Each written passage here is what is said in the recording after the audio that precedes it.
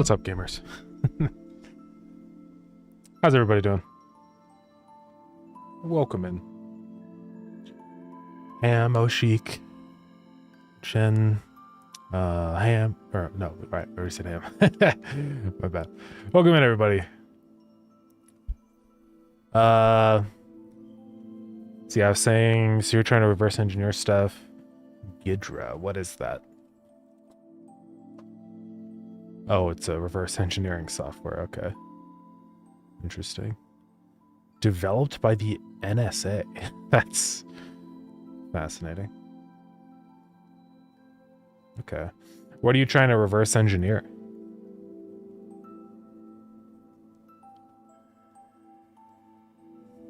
A Steam game?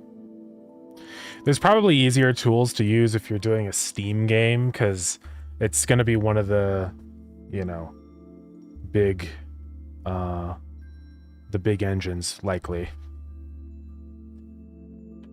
If it's a Godot game, then, well, also make sure that you're allowed to decompile a game, because that's kind of a, you know, you know, I don't know if that's allowed or not.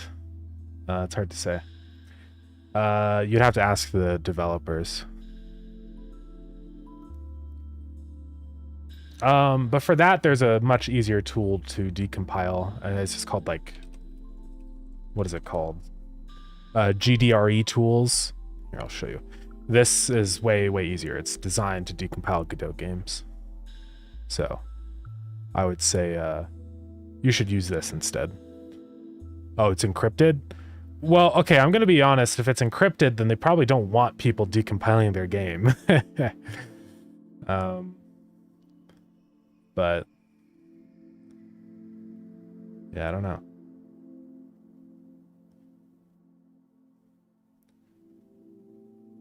I mean, you could honestly just ask them how they do it. Like, I'm sure people would, you know, they'd be down to. I don't know why anyone wouldn't want to show off code and stuff. Yeah, usually the kind of reverse engineering that I do is like Godot shaders, for example. Everything here is CC0, so you can just view the stuff directly. Is this a new one? No, that's the older one. I think I use this now and blurred in. But just like tweaking with all the shader code and stuff, I think is a good way to learn. I've never really decompiled any game before, so I really don't know how that process even goes. I think I did it one time with Starground just to see how it works, but so they're using like this big map system here. Let's see, I'm also missing a bunch of things in here. Thrash, welcome in. What are your first game jam this past weekend? Let's go. Congrats on that. It's really cool. Yeah, if you want to, you're welcome to drop a link. We can check it out.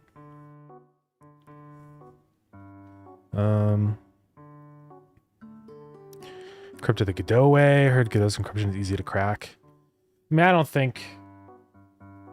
It's pretty hard to make actually hard to crack encryption. Let's go see. What is the encryption Godot has? I thought you could do like AES 256 or something like that. 256-bit encryption. You do have to put in an encryption key. I don't know. I've never messed with Godot encryption. I have no idea. It's 16 or 32-bit AES? Okay. Interesting.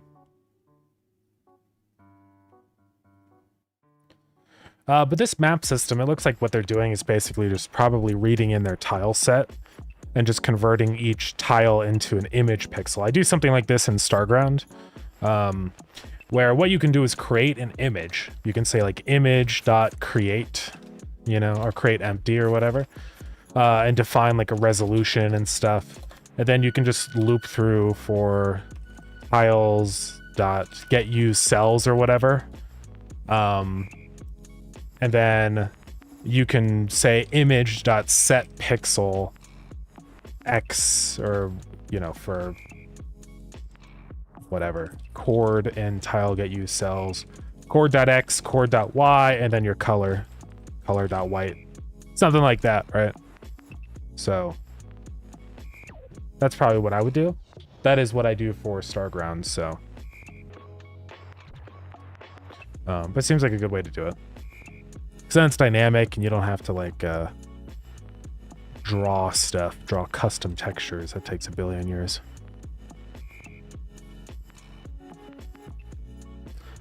Let's see. If I remember, they made a video about the map system. How did they? Godot saves the decryption key always in the same spot. Oh, yeah.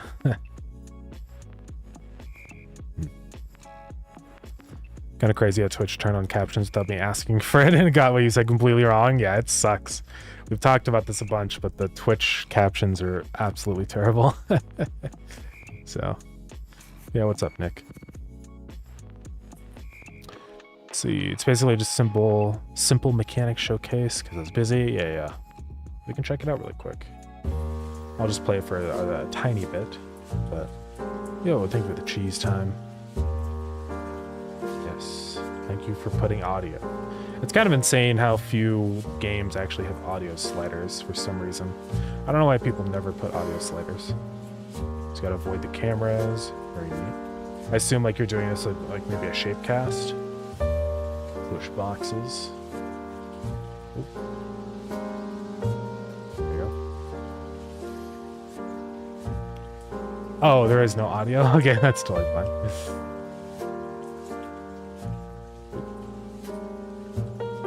Yeah, pretty epic. This is what game jams are good for, right? Is exactly this kind of thing where it's just like chances to learn things, you know, learn how to make games. So yeah, that's pretty cool. Because, I mean, you've done a whole bunch of new skills now. You know how to do a pause menu, settings, you know, all that kind of stuff. So, yeah, that's pretty awesome. Congrats on that.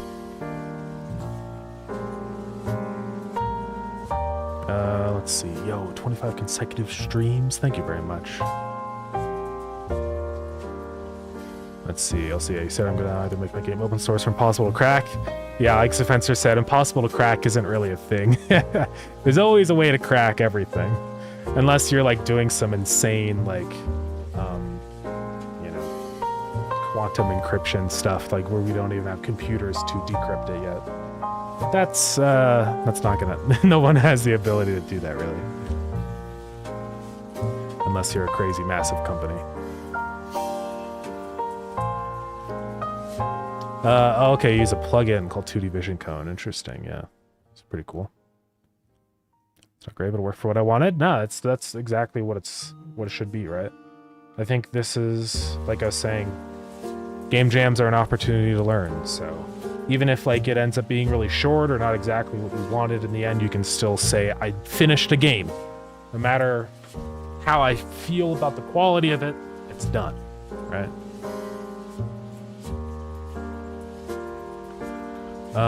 But yeah, anyways, I didn't know it was a violation. I mean, it's just kind of like, usually if you encrypt your game, that implies that you don't want people to decrypt it. Like, I don't really bother doing encryption because I don't care that much if people decrypt lured in, especially with modding, you kind of have to decrypt it sort of, or decompile, I mean, not decrypt. And I might even make lured in open source. I still have to think about what I want to do with that. I might, before making it open source, do the mobile version first, though, because I don't want somebody to just come scoop it up and make a mobile version of it, so. But yeah. But anyways. Spaghetti code. Yeah, that's the secret. Just make your code, your game so messy that no one even wants to decompile it. Yeah. I was trying to figure out how to make it work with like polygons and vector math. Yeah, it's a little bit more of a complicated thing, so using a plugin, there's nothing wrong with that. But yeah, what I would probably do for that kind of thing, if you wanted to do it manually, probably a shape cast is exactly what you want, so you can just check if there's any collision inside of the shape cast. So that's probably the way to go about it, I imagine.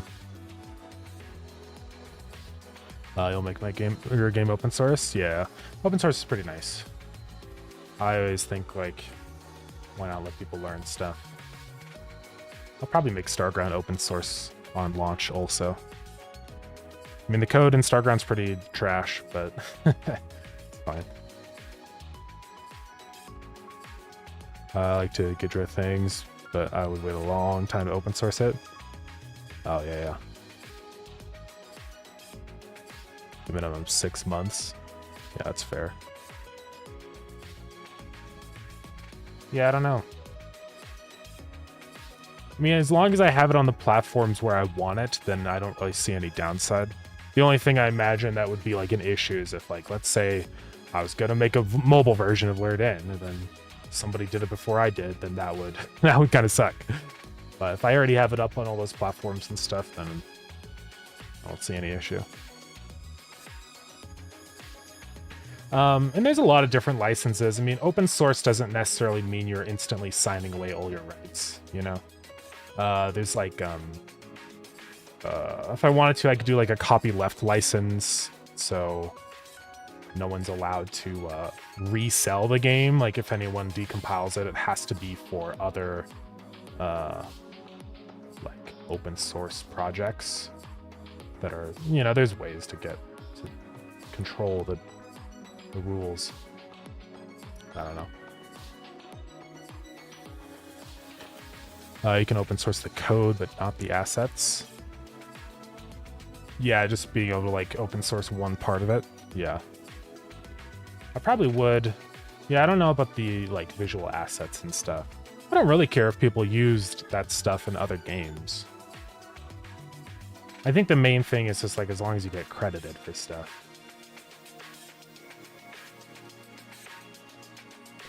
But yeah, I don't know.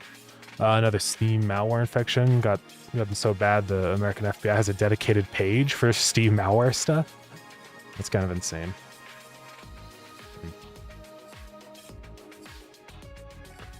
Pretty strong.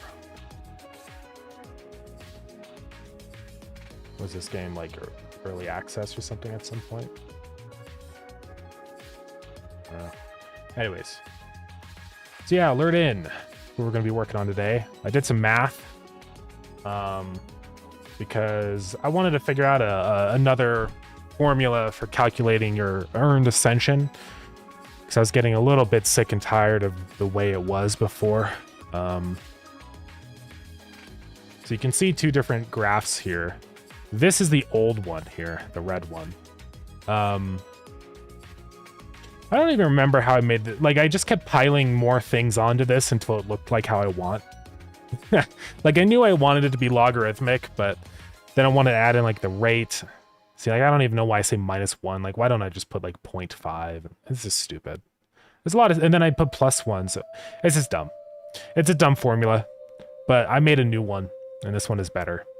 What's nice about this one is I have control over, like... the rate. So I have it set up now where I can like define, so we know the total number of ascension needed to get all of our ascension upgrades.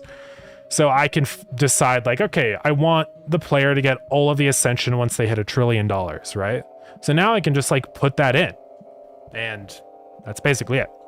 So I just plug in the threshold, the amount of ascension, and then now we can see like this is your current cash. So like if you hit $1 trillion or whatever, you can see ascension hits exactly the total number of ascension. So I think this is going to be a much better formula. So like as time goes on, if I want to up that threshold or something, so you should like be doing all your ascension by a certain level, then I can increase that threshold. So you have to hit that instead. But I think this is just going to be much better now. And then also you can control like the starting amount too, right? You can change that to whatever you want. There's a little bit of, this seems to be wobbling around a tiny bit. It's probably just because I'm flooring it, and so it's like, I need to probably just round this instead. So then when I change the starting cash, yeah, it stays at 47. What does this look like when it's rounded then, instead of floored? So then if I do that, it's not actually going to start at the start value. So we'll just do floor. I mean, it's going to be the difference of like point. Like if I do this, right, let's put in 1 trillion or whatever. And then, oops, I went out of everything. And then we go to a different start point. If I add like 0.1, then it goes to, so it's nothing. It'll be fine. Yeah, I think this is going to be a much better formula. So, and I am saying choose the maximum between 0 and that. I don't know if I actually need to do that in all honesty, but we'll see what happens. But yeah. Filling our game with middleware and assets makes it difficult later to open it all up. Yeah. The metric chameleon maps. Yeah, that was a big thing where, I mean, they just injected code into the maps, which seems like a pretty obvious exploit, you know. Like, you shouldn't allow people to run code on workshop items because then that's bad. So. Boy, mathematician. I suppose. Yeah, a little bit of math. I don't really like math very much, but sometimes it's satisfying to make cool formulas like this that do what you want. So, but yeah, we'll get this implemented in today. See how it goes. Yeah, I've been hearing about that. Don't grab too many workshop items. It's really, like, you should always assume that workshop items have the potential to be malware, you know what I mean? Like, I do the same thing with Starground, where I scan the mods and check for, like, use of functions that are bad, like OS and stuff, because you can do really bad things with OS. So I am very careful about people's code. And that should just be a given with workshop stuff. I mean, you should never assume stuff on the workshop is just safe. Unless it's like a specific format where it's impossible to run code, because you can just make sure that your program is like looking for a specific format, and then there's no way for it to inject code. But this is just basic security stuff. I don't think this is really like a new issue. There's been the potential to do that for a long time, so. The best formula, F times equals 1.3, yeah. Hey, Old Paper Astro, welcome in. How am I doing? Pretty good. We're gonna throw in a new formula for Ascension today and draw a bunch of new guys for the new zone. I've got a little bit of a list going, so we're just gonna go through and keep adding in a bunch.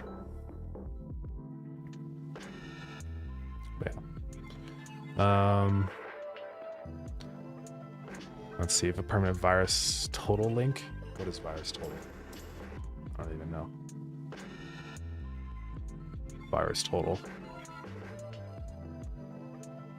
Analyze suspicious files, domains, IPs, and URLs. Okay. Interesting. Do you guys think LuredIn is malware? Let's see. Let's go see if LuredIn is malware. What is it under game builds? I don't know, guys. Is it malware? What?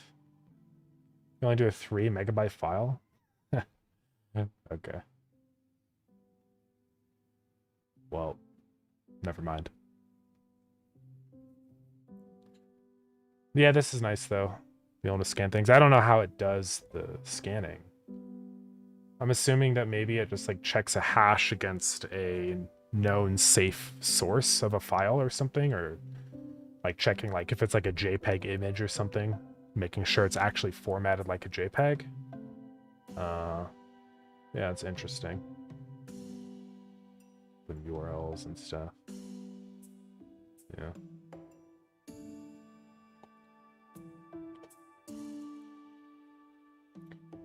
Polymorphic malware is on the rise. Yeah.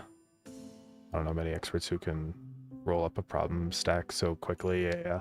I mean, it's definitely, I mean, this is the thing with malware and stuff, is that it's a constant like rat race. Like it's a war, you know. New tools come out that make it easier to make more malware, and so people have to catch up and use those tools to get rid of the malware. It's been going on forever.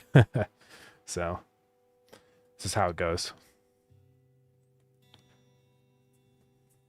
Seems cool, man. Keep it up. Thank you, thank you. Exposed, it's a virus. Don't get lured in, guys. It's a virus. Runs like 20 antiviruses. Okay, okay. Neat. But yeah, I think it's just straightforward security stuff. Never assume that user-generated content is safe. You know, you got to do checks. You got to make sure. Because that's how this stuff happens on Steam.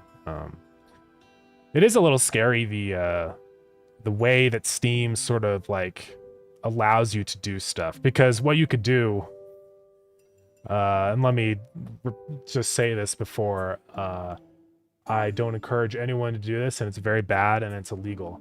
But you could like post a game, a normal, seemingly safe game, and get it verified, and like Steam does the manual review, and then just add in malware after the review.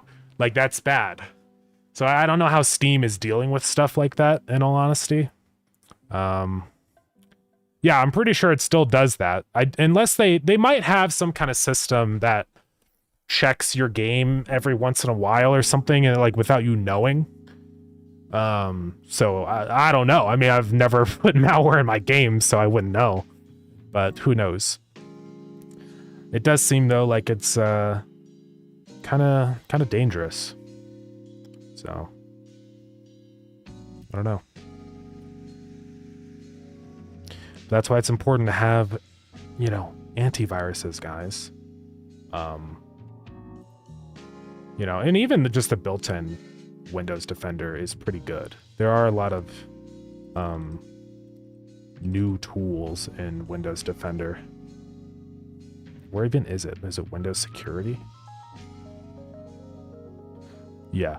You can do like RAM isolation and stuff, ransomware protection. There's a lot of new things that wasn't around here before. So yeah. What's that new thing? I forget what it's called. I'm trying to find where it is. Is it in here? No. I don't remember where that setting is. Well, yeah, turn on your antiviruses, guys. It's kind of a good idea. Let's see. It's responsible. Oh, you can run it before each session. Oh, yeah. Responsible for it in every project. Given I had has cyber certs. Team Yellow now because of it. I don't really know much about cybersecurity stuff like that. I did take some cybersecurity classes in university, but like I don't know what Team Yellow means.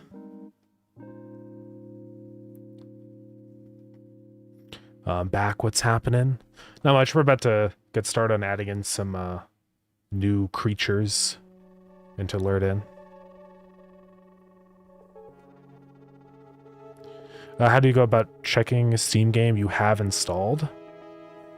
I mean, yeah, I don't really know. I guess I don't think Virus Total it's too big because it only lets you put in 3 megabytes, so you can't really test most games.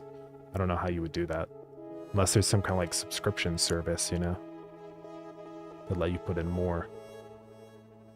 Get a demo. There's APIs for it. Is this just a free API? I would presume that you have to pay money.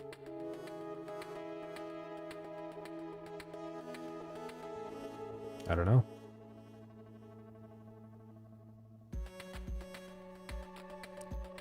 Let's see. How do you detect agents downloading and playing your game? Agents. What are agents? Do you mean like AI agents? Max is 650 megabytes? Oh, okay. Yeah, you wouldn't be able to just upload a bunch of games then. I don't know. I mean, Lurden is a single player game, you know, so there's really no like way to like do anything bad in Lurden. So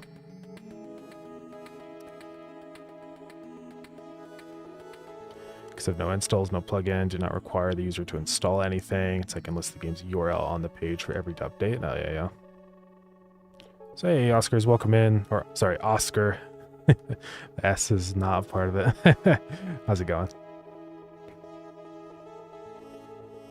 FBI agents, yeah. Crazy.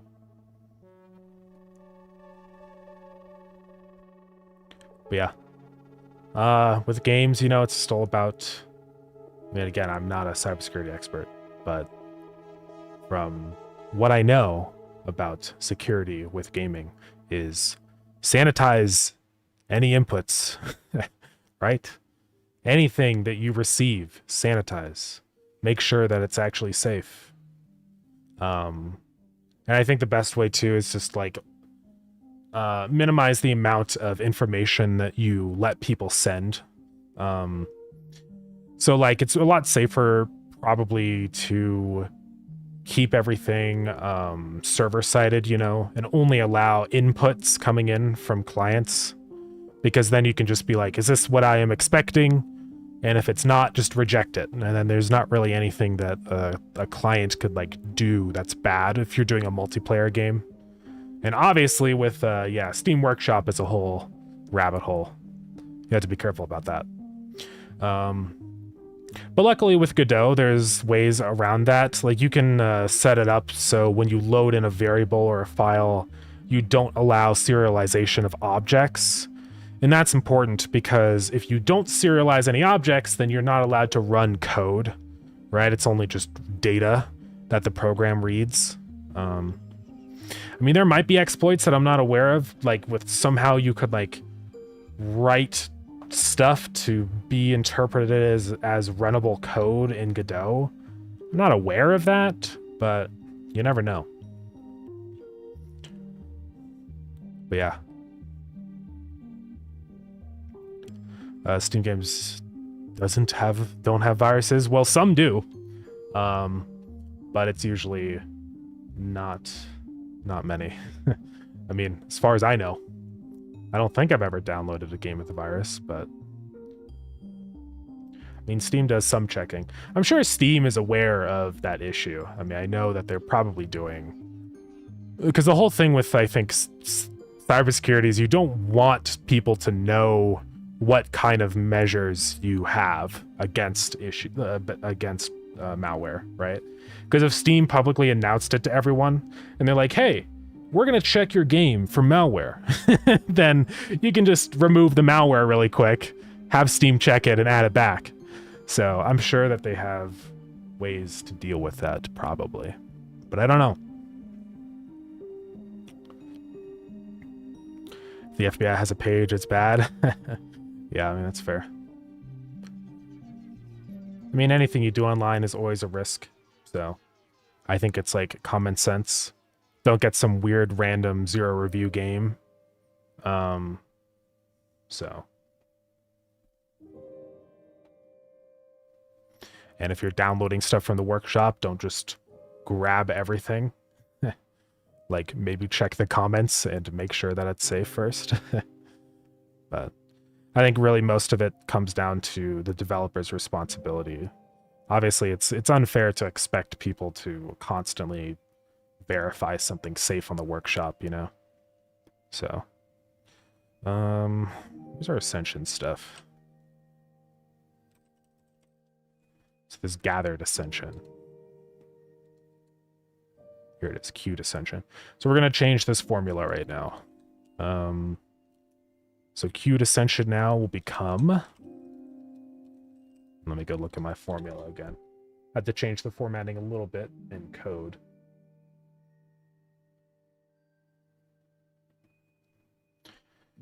We'll do the flooring later.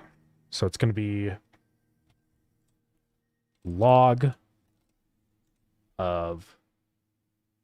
So this is going to be our total income. Let's think about how this works. Okay, total earned money divided by our starting base Ascension cost. Then that log is going to be over log of Then we need another function to determine our rate. So our rate is going to be equal to T over S power, that to 1 over A minus 1. We'll fill in what those values are. Kind of crazy. Set up a small script to scan your downloads, virus total. I mean, like, do you have to pay for the API access to that? Like, how does that work?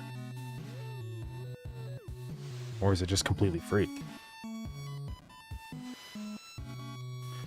I'm sure by using this API, you're probably giving them full access to any file that you submit. Yeah, by submitting data above your green, through all the terms of service and stuff. Sharing of your sample submission with the security community. So yeah, you wouldn't want to use this for anything that's potentially private, you know, no personal data stuff, because that could be bad. I should add a Spanish dancer. We can look up what that is. Whoa. Oh, it's a sea slug. Yeah. Looks pretty neat. Yeah, sea slugs would be cool to add. What is like the like scientific name for this? So I guess it's just called a Spanish dancer. It's pretty neat. Yeah, I wouldn't be opposed to adding... I definitely want to add more fish just in general to every zone. So this would be neat to add.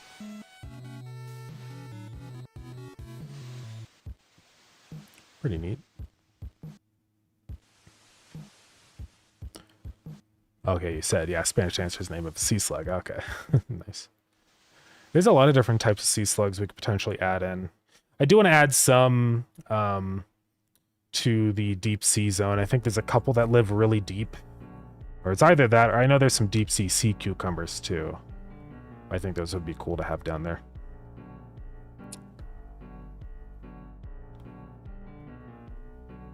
I noted that in Godot Games exported a web. They're sharing a similar library in jQuery. Okay, it's years old. Yeah. Interesting. Oh, you can see old, the 4th tab of virus total. The 4th tab. Automate.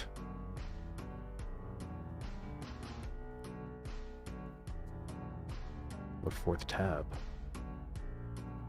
Oh.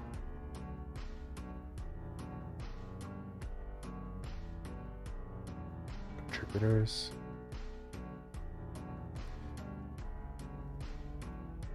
Oh, you have to have something loaded. Oh, okay. Let's just put a random file up in here. This is good to know, though. I didn't really know this was a thing, so I do appreciate you sending the link. Let's put a random GIF in here.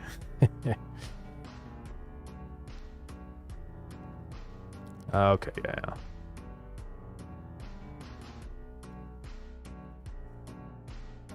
Yeah, this could be a neat way to, like, you could almost, like, have a server running through your workshop and just checking everything. And I think one way that's honestly pretty good to do modding stuff is, like, have a list of verified checksums. This is something that we talked about with Starground modding a little while ago. But, where you could, like, submit your mod, have the developer read through the code and like verify that it's safe, you know, and that it can be added to a trusted checksum.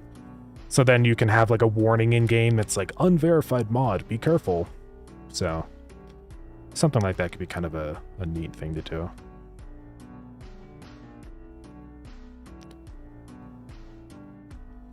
So it shows all this stuff. You can do similar files.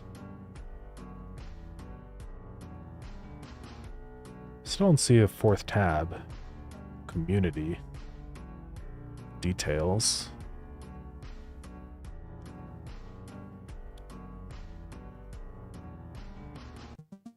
I don't know. But yeah, this is just a free API though. That is pretty neat. Yeah, I guess the only thing, though, that would be sort of a limitation is the file size. because it would be really hard to check assets that are larger. But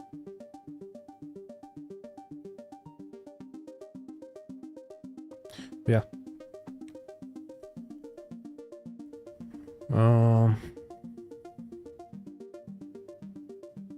For deep water, also like the flashlight fish or black dragonfish. We can look this up. Flashlight fish. Interesting. Or the black, oops, dragonfish. Oh yeah, these are, they kind of look like vamprays or whatever those are called. Yeah, it could be cool to add one of these.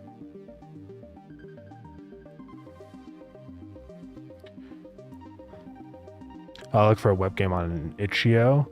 Oh, you can just put in like a URL, I forgot. So we could go, yeah, let's go put in one of mine. Let's do, which one has a web build? I think Pizza Pit's web. So I can just like throw this in, or am I gonna have to, I don't know. We'll see. Analysis in progress. Starground detected one, by the way. Detected one of what? A virus?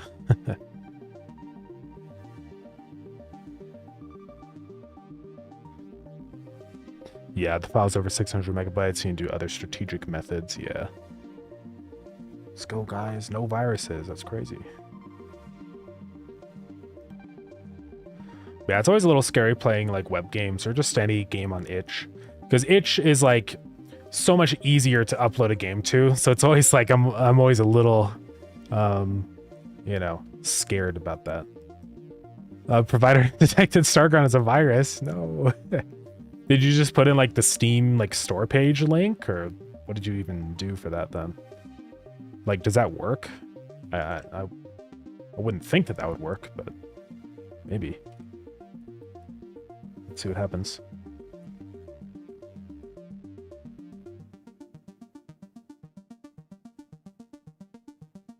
Analysis in progress.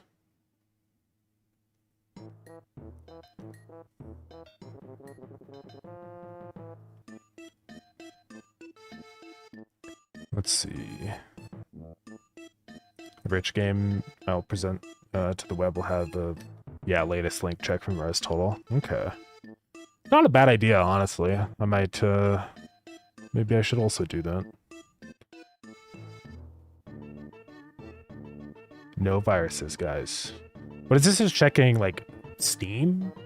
Like, I don't know. I don't know how this is. It actually checking the actual game? I mean, it's not, because it would have to have access to the files, so oh, so down here it shows, oh, these are all different URLs. Snoom. External outbound links. Oh, it pulls the game files? How does it do that? So if I go view that report again.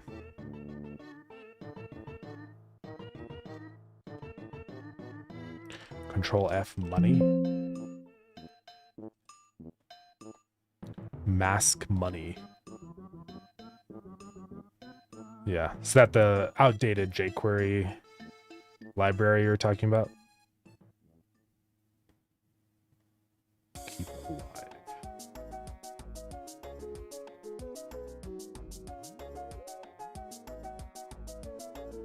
Yeah, that's interesting.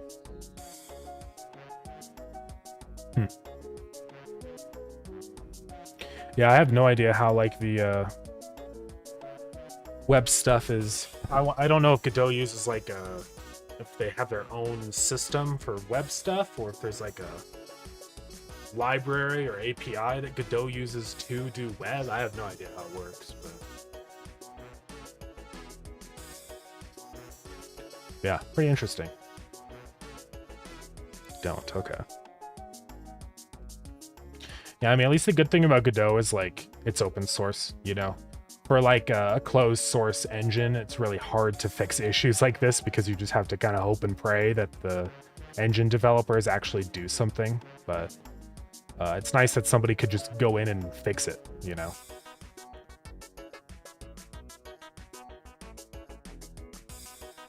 The mask money. Oh, it's also from Unity and stuff. Oh, yeah. Interesting. Mask money.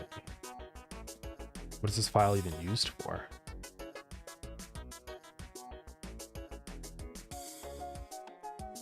Mask money.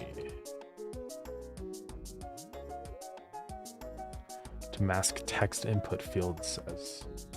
Let's see what it actually does.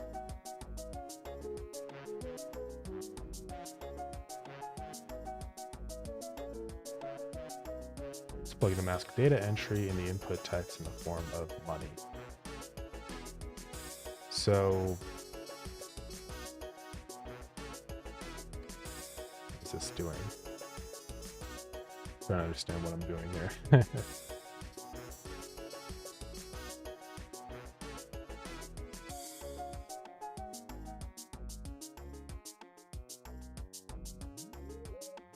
So it masks something in the form of money? Oh, like if I put in like money. But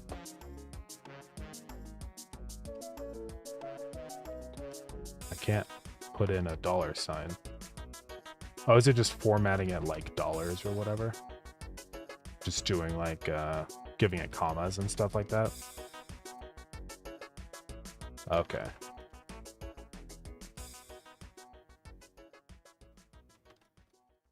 I think that's what it's doing. Yeah, so you're able to put like a money prefix and stuff. I understand now.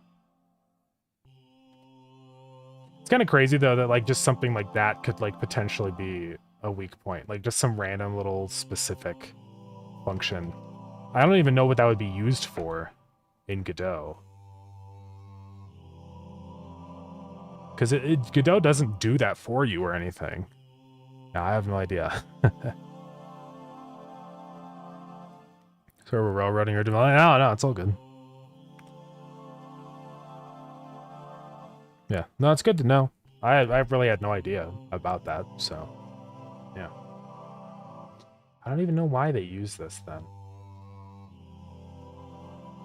I wonder if there is like an open issue on the GitHub repository about it. Who knows?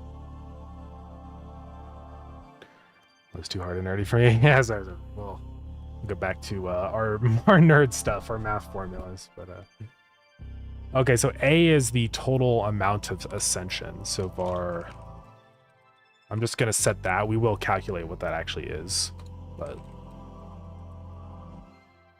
oh, that's total ascension is different, isn't it? Oops, we need to say total ascension cost or something like that. And then T, what was T again? I forgot my variables. Oh yeah, the amount of money. That's gonna be threshold. And that has to be 1 trillion, so we'll figure out what a trillion is. And then S is what again? Oh yeah, our current cash. Why is S? Oh no, that's the starting threshold, right? So base ascension cost. Oops. I don't know why Godot never copy and paste, right? Okay, so this should automatically figure out our rate. Then now over in this formula again, we want to say log rate. And I think that's what we do here. Make that a decimal, a float. All these should be floats probably. I keep everything in terms of floats.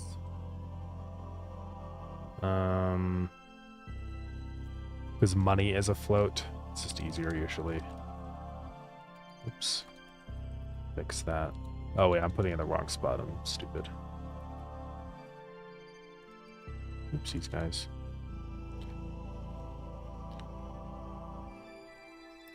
Yeah, this file's in every web game for the last 7 years. That's pretty insane. I wonder, like, why? Is it like a requirement for like modern browsers or something that file's there? I have no idea. Yeah. Definitely something to look into, though. I've no idea why that would be the case. Okay, then the ascension cost will calculate automatically. So why is this throwing? It's probably... Let's figure it out. Probably like casting conversion. Yeah, float is converted to an int. I don't know where that's happening. Is it in rate? That should be a float. Do I have to do power F? Is that a thing? No. But some functions have the float variant. So what's getting converted into base ascension cost is a float? Those are all floats. Oh, is it just log?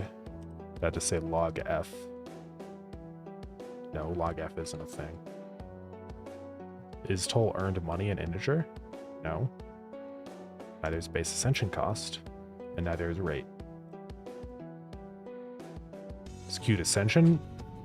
Oh, queued ascension is an integer, duh. Okay, so then now that we've done that, we just say floor all of this. Floor I specifically. I don't even know what the difference between floor I and floor is. I guess floor I, yeah, it's like a type safe version of floor. Might as well do that then. Okay, and then the last one, I want to make sure we do queued ascension is equal to max 0 queued ascension. You know, honestly, that's kind of a nicer way to do this, is like break it up into multiple lines, because it gets too long. So I'm just going to say floor I queued ascension like that. All right. Oh, but then it throws the error right there. Oh, because I can't set it to be that first. So yeah, we have to say floor I, but that's okay. Can this be, is there a max I version? Yeah, there is. Okay. We'll do that. All right, I think that should work. The next required, I don't think we have to change this formula because it already uses the same rate formula. Unless that is going to be broken, but I don't think so. We get the gathered ascension, which is just our queued ascension minus total ascension. Well, we'll see what happens with that. It might be wrong. Hopefully not. Rate used to be 1.5. All right.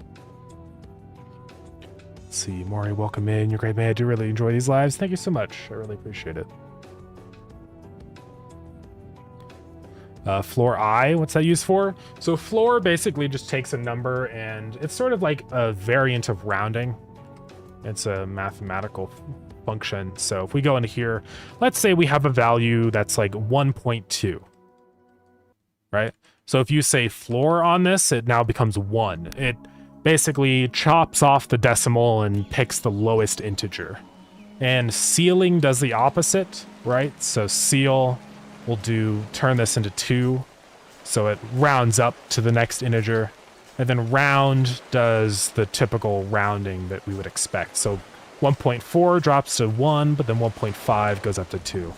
So doing floor I, I'm just rounding the earned ascension down to the next integer. And then with I right here, this is just making sure that it's being returned as an integer data type instead of a float or non-typed thing. This is better to do a typed return, just more, how do I describe it? More clear what the code is trying to do. I mean, games really aren't that math-based. This is almost the only section in the entire game where I'm like doing a bunch of heavy math stuff just to calculate this rate of increasing ascension. But otherwise, most of it has nothing to do with math in reality. Okay, so I need to set ascension to 0. Let's also go ahead and set up the automatic calculation of our total ascension.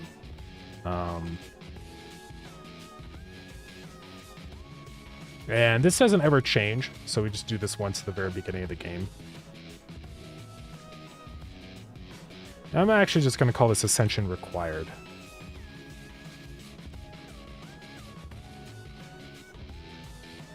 And we'll go put this up out of here. And this will be an integer.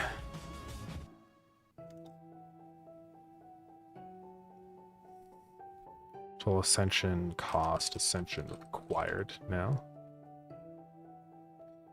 We'll see if that causes an issue. And then inside of ready, we're going to calculate it here. It has to be after I load our ascension table. Okay. And then I think I do this inside of the aquarium code. And it's in here where I figure out the total ascension cost. We're just going to grab that. I'm going to actually do this just so I know what it's being calculated to. Which it is at 47 right now. So Bob, put it there. And just say ascension required. It'll always be 0, so I don't really have to say 0. The script is too slow. I need to like split the script in half or something, I swear, I don't know. Alright. Let's see what happens, guys. And we're gonna reset all of our whole save data. I just want to start from nothing and see how the ascension increases.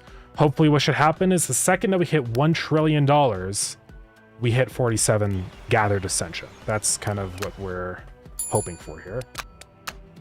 So I think if I just say ascension reset, it might do it properly. Still showing 300 million, and the problem is my earned income is already set to... Actually, I think if I say money 0, it resets my earned money. Yeah, it does. Okay. And then also... Oh, why is that showing decimals like that? It's a little weird. I thought I was... maybe I'm not running that part of it through. I need to do that. Anyways, let me remove this fish, so I'm not making any money. I must have some in here, yeah. Oh, why is that so low? Oh, it's because it's the tank is dirty. Okay. Set money back to 0. All right, so we are at 0. So we can already see that the threshold is good. It takes $10,000 to get your first point. So that's nice. And then we just have to see how things progress. So if I set my money to 10,000, it should show... Okay, it's probably a float rounding thing. So if I say money 10,001. 10,005. All right, so our other formula that's determining our next point threshold might be wrong. Unless I just had to set money a little bit larger than I expected. But nope, so that is that's broken. It's money. Oh, but then it just updated. So I think that next threshold formula is calculating the incorrect formula. I don't think it's following the right formula anymore. So we're gonna have to fix that. When games were first started, there was no code. It was all electronics. Yeah, it used to be way, way, way harder a long time ago, but having engines that can handle all of the super math heavy stuff for you, especially like rendering, used to be very, very math heavy because you'd have to set up your own rendering systems. But you don't do that anymore most of the time. You've got a bunch of different libraries and stuff that'll handle things like that for you. Because otherwise, this game would take me like a decade if I had to do that stuff manually. That would be kind of hard. I mean, money and customer balance needs to be balanced with pretty hard maths. I mean, really, it's pretty straightforward math. It's just like doing like a little formula, exponential formula or something. You know, you're not really solving anything with the math that you do in a game like this. Like for example, x squared. Like So you could like calculate, this is usually how I do the rates of growth on the cost of upgrades. So I set like my upgrade rate, you know? So R is like 1.1 or something. I can, I forgot Desmos does this, hold on. So I can choose like how quickly I want an upgrade to increase in cost. So like the formula I use for that is like we have a base cost here, right? And then plus an additional value that increases over time. So base cost on an upgrade might be like $1,000, right? And then I can choose how exponentially fast I want the cost of that upgrade to increase. So like if you set like an exponent of 10 or something, then you can say like, let's not do X anymore. So let's do that as level. And then level is 0. So the first upgrade is 1,000. And then if you have an exponent of 10, that'll mean that every like level after that will cost. I don't think I do exactly this. I do it differently so that if I do like an exponent of 10, it'll be exactly the next order of magnitude. So like it'll go like 1,000, then 10,000, 100,000, stuff like that. Oh, let's snooze the ad. So why do you have Scrap Mechanic open? I was playing with my brother. He's still playing over there. I set the settings super low. He's working on a building. We're making like a little city area. This is with the new release, the new version of Scrap Mechanic. Just playing around. I'm just leaving the game open in the background so you can keep playing on the world. He's gonna see me jumping around.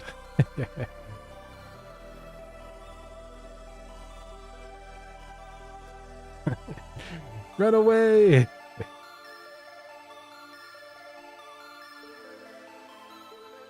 Am I infinitely clicking help? Okay. How do I chat? Hello.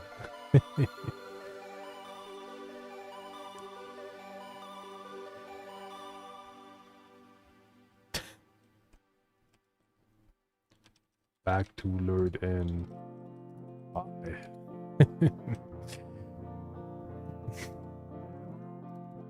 No, I'm live, RN.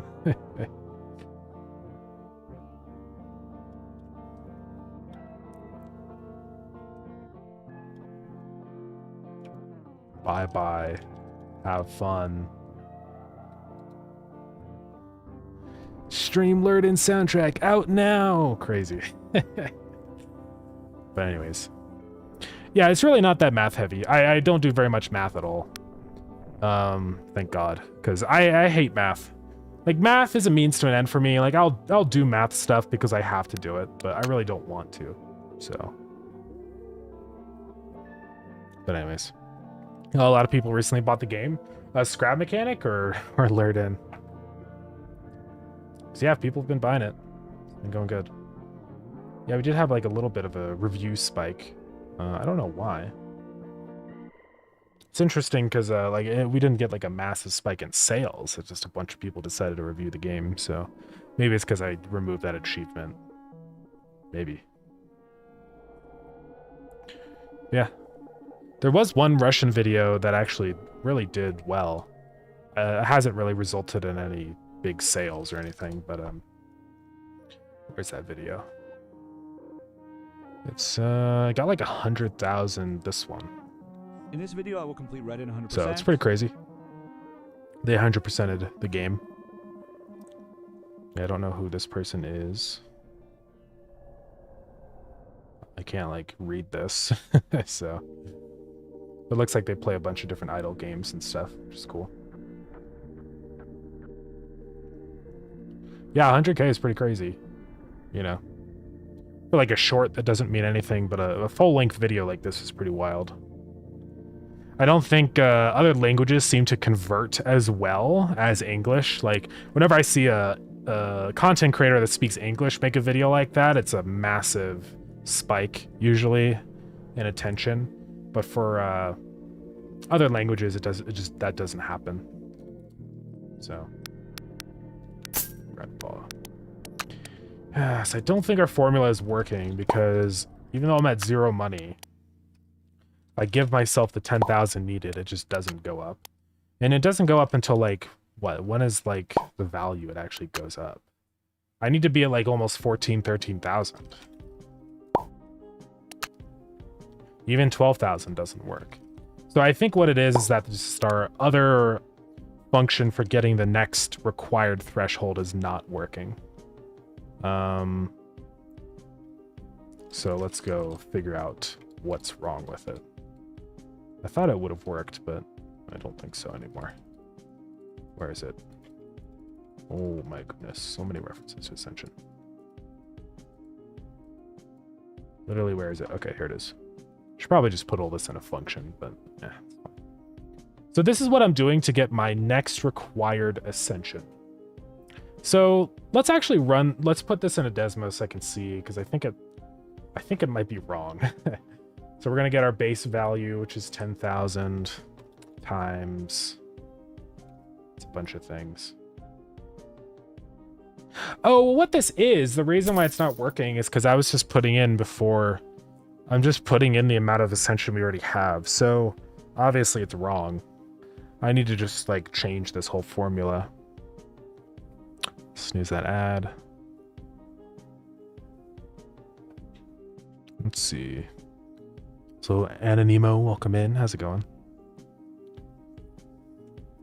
Yeah, thanks for the show. Gonna start my day down under. Sounds good. Yeah, thank you for coming in. I do appreciate you like explaining all that security stuff. It's pretty interesting to know about that. Yeah, hopefully that's already been brought up on the GitHub repository. And if not, it should be. Russians are big on pirating. That might be the reason. Yeah, it could be. It's probably just differences in like the type of audience that watches those videos, you know? Like I imagine people watching gaming videos in English-speaking countries, most of those people probably buy games. But maybe in Russia, like, it's just a different kind of mindset about stuff like that. Like, maybe it's more of a watch-heavy audience versus a purchasing audience, if that makes sense. Because I imagine there's differences to stuff like that. Yeah, I have no idea. I know at one point there was like some weird restriction stuff on Steam with Russia because of the Ukraine war, I think. I don't know if that's still like a thing anymore. I have no idea what's going on, so. But it's fine. It's still very cool either way. I mean, I do see Russian people buying the game, so clearly there is like some Russian people that buy the game. I think I did see a little bit of a peak in sales specifically from Russia, so if I go look at that, we can see. Past sales. Let's just look at sales today or something. So today we had 39 from US, 10 from the UK, Australia, Germany, Canada, and then Russia had 7. So it's not like it's significantly more or anything. So what about yesterday? Because I think that's when the video did well. I mean, yesterday there was more in Russia than typical. It was 16. So maybe a little bit of a spike. Oh, it's also probably because people right now, maybe today will be higher, but because I think it's like the middle of the night in Russia right now. So maybe once it becomes daytime in a couple hours or something. What is the time in Russia? Yeah, it's 1 a.m. So that's probably why, I would assume. Maybe? I have no idea. Doesn't really matter. Okay, so I have to figure out exactly what I need from this function here. So David, welcome in. Merve TV, welcome in. So this formula here, the next required variable, thank you for the follow, I appreciate it. That is... What is next required? I kind of have forgotten. Like, I'm going to print out what next required is. I think what that is just the cache. But I don't know.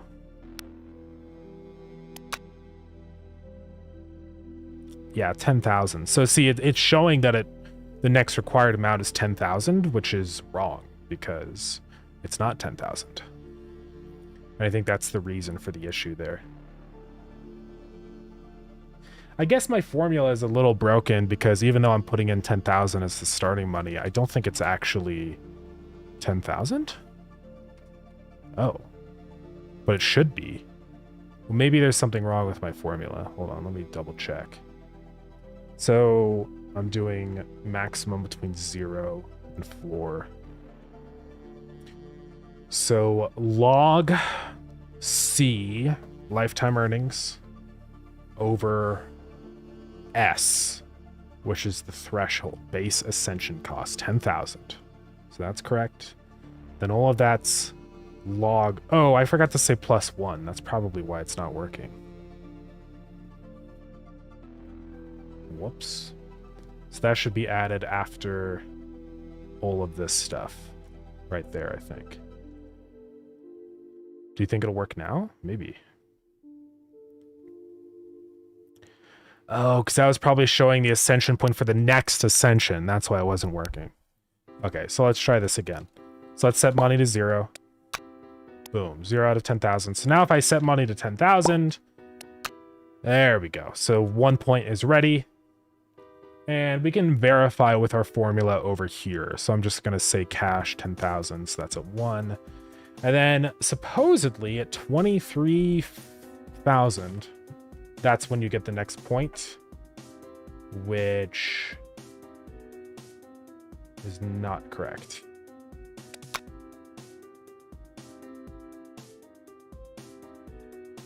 Unless I put that in wrong. No. Yeah, so it's still not getting the right values here. Because that's the point when you have 4 points ready to go. It's a little weird how this works.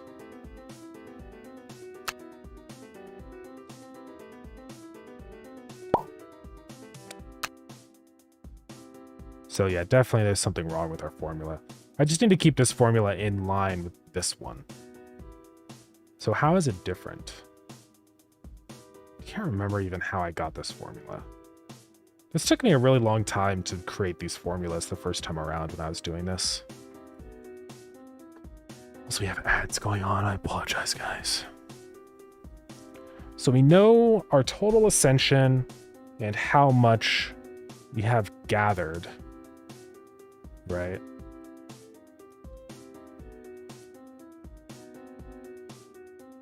So we do need to know that.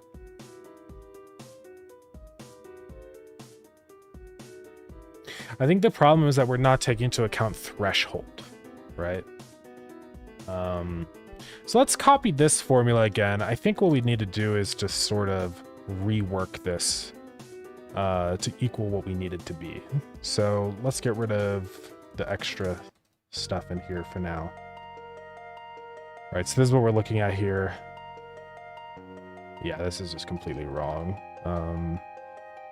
So 10,000 is when we hit the first one, which is correct there. So you can see it's like almost the same. Wait, no, I'm just stupid. So we need to know how much money we need to make. So we just need to reposition these terms, essentially. We need to extract C from here and convert it into a form of solving for C, right? So let's, how do I want to do that? OnlyFans command? Crazy.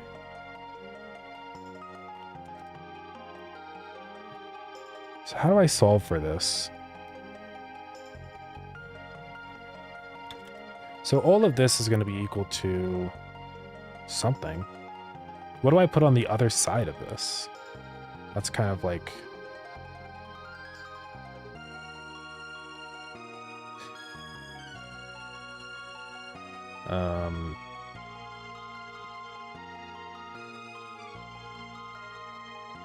Well, wait, can I just say then if this is there, I could just remove that term and then put it to the other side of the formula, right? I don't know. It's been so long since I've done math stuff, guys. We might have to do some research. I can ask any, yeah. It's true.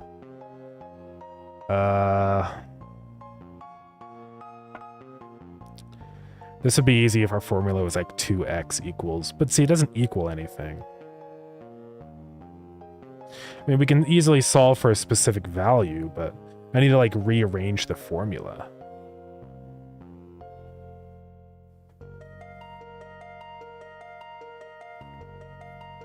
So this is going to give us our ascension. Okay, so basically what I need to do is input... Oh. We need to input our ascension. So we know what this will end up being, which is... whatever, our total... No, because it's not total ascension. This is a completely different thing. I don't even know how to do this. How to rearrange formula to solve for variable. We'll figure it out. Third space. Rearranging equations. Well, it's easy when you just have one... Okay, well this kind of works. But it doesn't equal anything. Well, I guess I know what the total ascension will be then, or the current. Oh, because that is what we're solving for. Okay, so then this will be easy. So we know what the total amount of ascension will be. Let's just call that P. And then we can rearrange around that. So,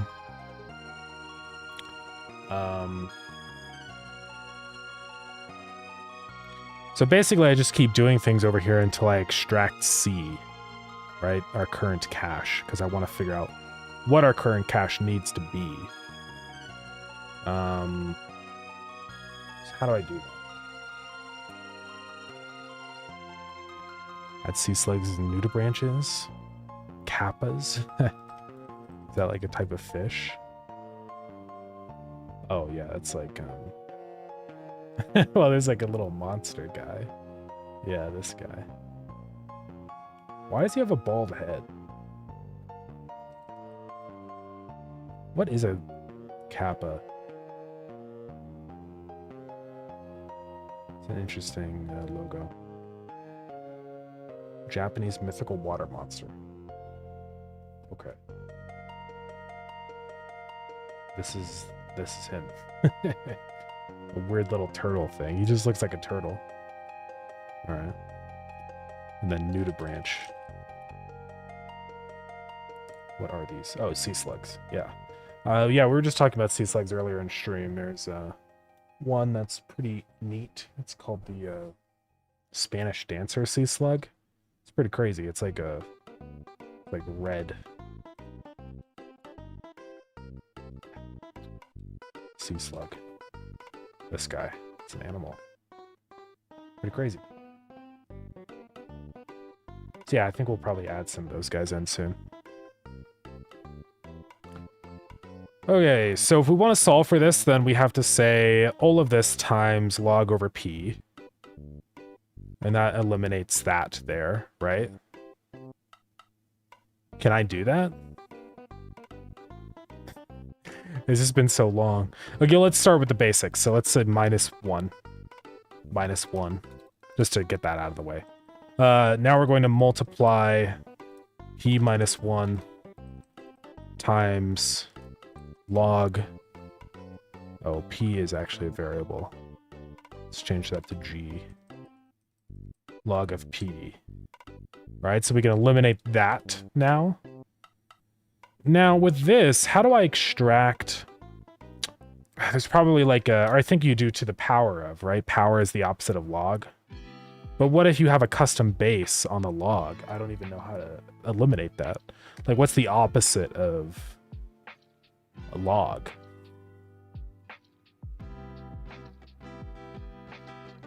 I mean, I think it's, or is it E? Right, you say times E or something, right? I don't remember. brushing up on our math.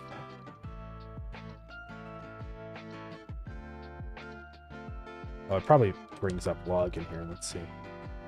Nope, no log. How to eliminate log from math formula. Yeah, probably using an exponent. Oh, okay, use the base of whatever the... That makes sense.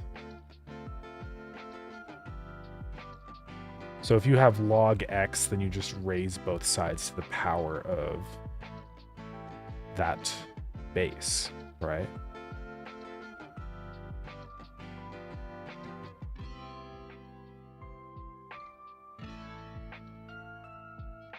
I think. Because, yeah, if you have, like... Okay. I'm just making sure. So if you have log b plus exp. Yeah, it's not natural log. All right, let's try this guy. So we're going to do... So yeah, if we just say to the power of log... But this is not base s. This is still log of base 10, isn't it? Because unless I said log 10... Right? Like, log 10 is the normal base, right? Or what log is it using by default? I don't even know. This is the issue.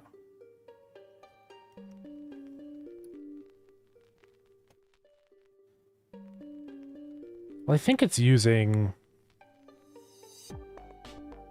I don't know.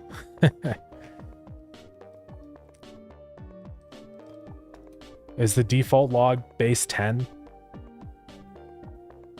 Default log base. What is it? Common log? It's probably common log. But there's also two. Is it a common log or a binary log? Don't know. Well, here, we can figure it out. So let's do log 5 or 4, and then log base 10, 4. If it's the same value, then we know it's log 10. Okay, so then I think we can just say to the power of 10. It's probably going to be completely wrong. And then we eliminate log. Boom. And now all we have to say finally is just multiply it by s to eliminate s on the bottom. And we say that times s. I don't think this is correct. But maybe it is.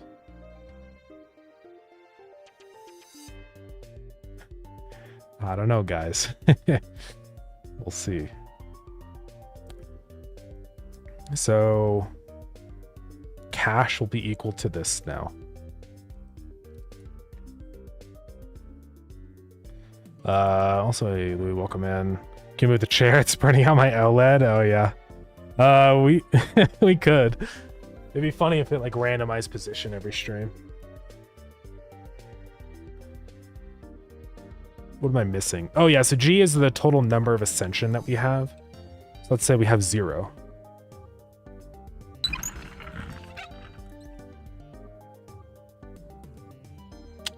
Okay, I don't think our formula worked. This is definitely not right.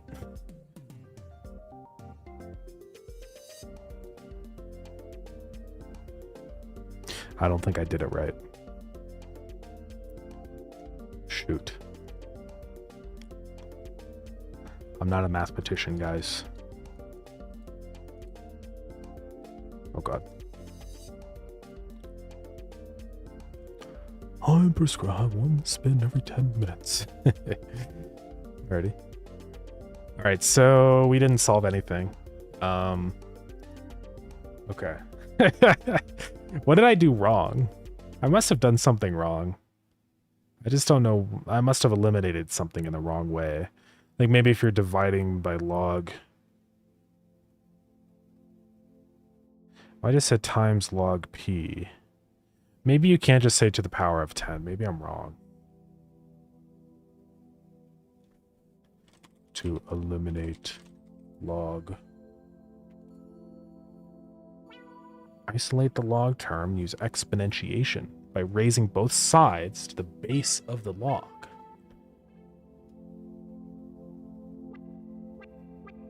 I mean, that's what I did, right? Because I had log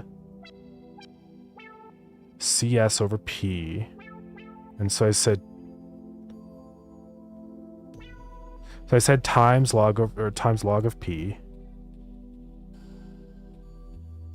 And then you would say to the power of 10, right?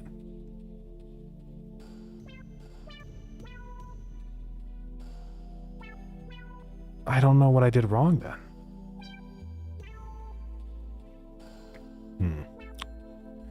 Well, one option we do have is AI. I don't want to.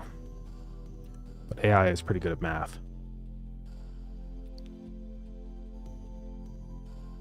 And we can run through this again. So we're solving for G minus 1. So we're here again. And then we want to say multiply everything times log P, right? G minus 1 times log of P. And I think that's correct. So then I get rid of log P because we multiplied it by log of P. And so this is what we have now. Right? Now, if we want to eliminate that log over on the left, then we want to say to the power of the base of this log. So we say to the power of 10, that eliminates the log, right? And then over here, we say to the power of 10. And then the last part that we have is just C over S. So we say everything times S. I must be doing something wrong. Because then we get the same formula here. And it's clearly not right. I don't think this is right at all. I must be doing something wrong.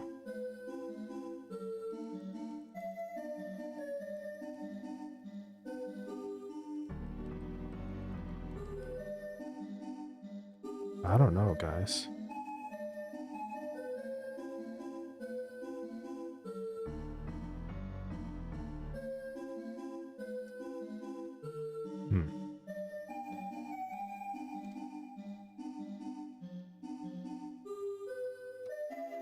Maybe I'm using a weird, or like I'm using a variable we already had. I don't think I have G anywhere. White Rocks, welcome in. And Lupical Rising. Started my game last night. Going well so far. Struggling with 2D lighting. Yeah. You're trying to use like the built-in Godot lighting system and stuff. Love Game Man been grinding it. Yeah. Thank you. Appreciate it. Is that an offensive word? I don't know. I think it depends on the way that it's used. I am not. I think that's like a Mexican thing. I don't know for sure. But I'm not Mexican, so I don't know. And I'm not like in like Texas or something where it's like used more often. I think it would probably, I imagine it's sort of like, it can be used in an offensive way, but it probably is more, at least from what I know, is I think it's usually more used in like a friendly way. It's like calling like, but I don't know. I have no idea. I am not the authority on this matter. I really don't know what we're doing wrong with our math formula here. I feel stupid. Like, obviously something's wrong the way I'm calculating this. Okay, well, I know saying -1 is correct, so we'll just do that. Get rid of the 1. So if we have log over the other log, why can't I just say times log over p, or times log of p?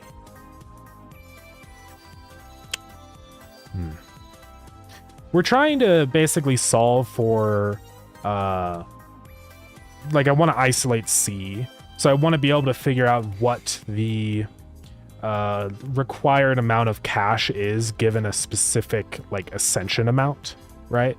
So, like, let's say that we have, and we have this form. This is the formula we're using to calculate what our ascension is.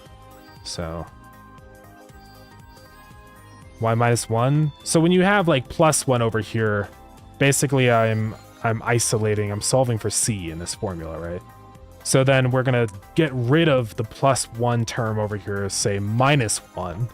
So 1 minus 1 cancels out, and now that's gone from over there, and you have to like keep it the same on both sides. So you would say m minus 1. So m would end up becoming right, this is the amount of ascension we currently have. So like that could be anywhere from 0 to whatever. It could be any number, but and then we would ideally solve this down to just be left with C. And then C equals whatever the formula we have over here.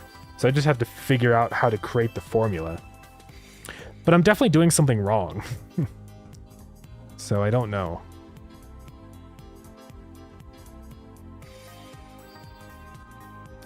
I don't know. Was you saying from where do I play music? I used to use Spotify a long time ago, but it would like all I would ever get is just music that I've played on stream, so I got tired of doing that. So now I play all of our music from our overlay. So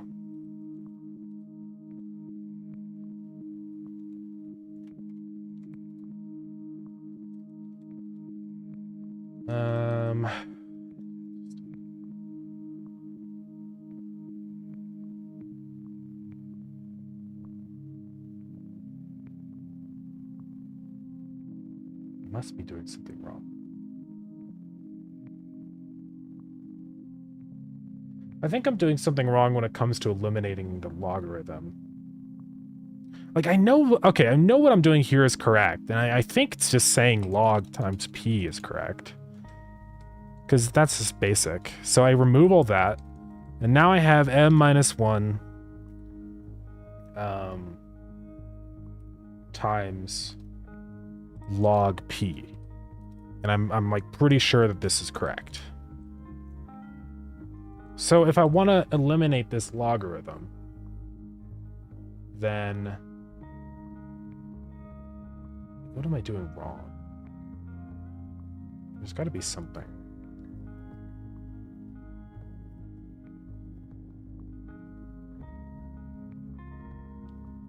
I don't think you just take the base and do an exponent. I think that's wrong. Because like, let's test it. If we have log of 4 to the power of 10, that's not 4. So I don't think that's actually eliminating the logarithm. I think that's where we're messing up. Let me keep researching. There's gotta be something. I saw this, the power rule of logarithms. What is that?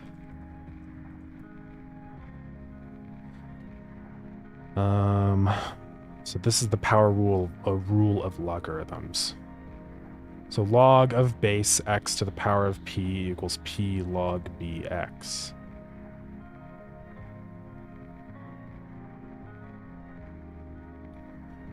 So basically these things are equivalent to each other. Well, that's obvious. I'm not doing to the power of anything on there. So I don't think that helps us.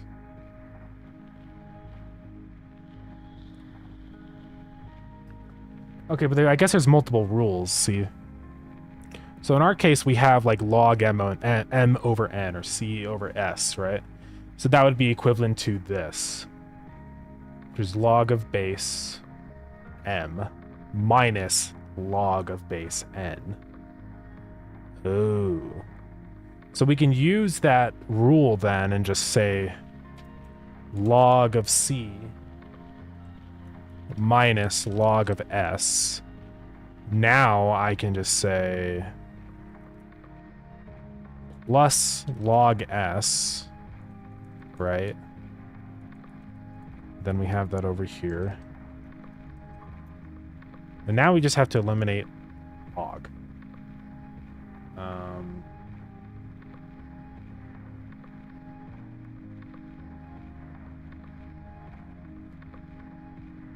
So you think it's n equals s times p to the power of, or m minus 1. So it would be, how am I getting that multiplication? Well, I guess, yeah, I don't know if like separating those out is what I need to do here. I know at the end you multiply by s. So it'd be to the power of m minus 1. I'm trying to figure out why that would be the case, though.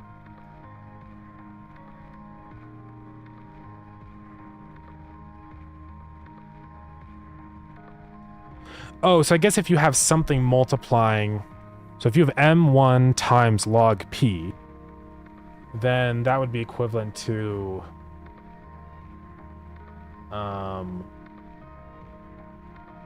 log of p to the power of m minus 1. I mean, that's just so you can simplify it, I guess.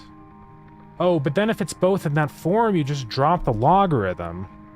I think I understand what to do.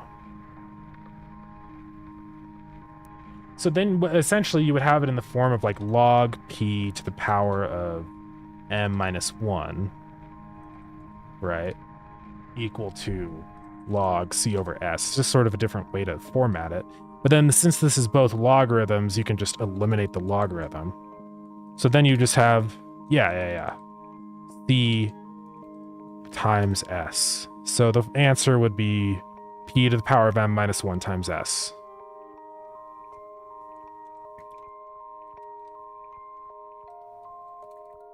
Right? All right, and then we have to verify this is correct. So let's try it. So we want to say, so m is the amount of ascension. So what if m is 1? So ascension 1 requires 10,000. And then ascension 2 would require 12,843. So if we put in 12,843, what happened here? Oh, C is defined in more than one place. Just get rid of C over here. And it has decimals, so let's just say 4. Yes, I think this is correct now. Okay. Just a little funny, but we're good. Something that would actually be interesting to mess around with is the base of the log, because I think that would allow us to change the rate at which things increase. So I might look into that. I think we could just kind of reformat everything to specify the base. Because basically right now, whenever we use log, it's just is that base, but then it's going to be to the power of a different value. I'm sure we can figure that out. All right, so now what we say here is next required is P, which is our rate. So power, rate, our current ascension, which is going to be this. And we have to say +1 to know, like, we're trying to get the next one, not the current one that we're already on. So we would want to say total ascension plus our gathered, like the next ascension that's about to happen, +1. And then we just say all of that times S, which is our starting base ascension cost. Boom.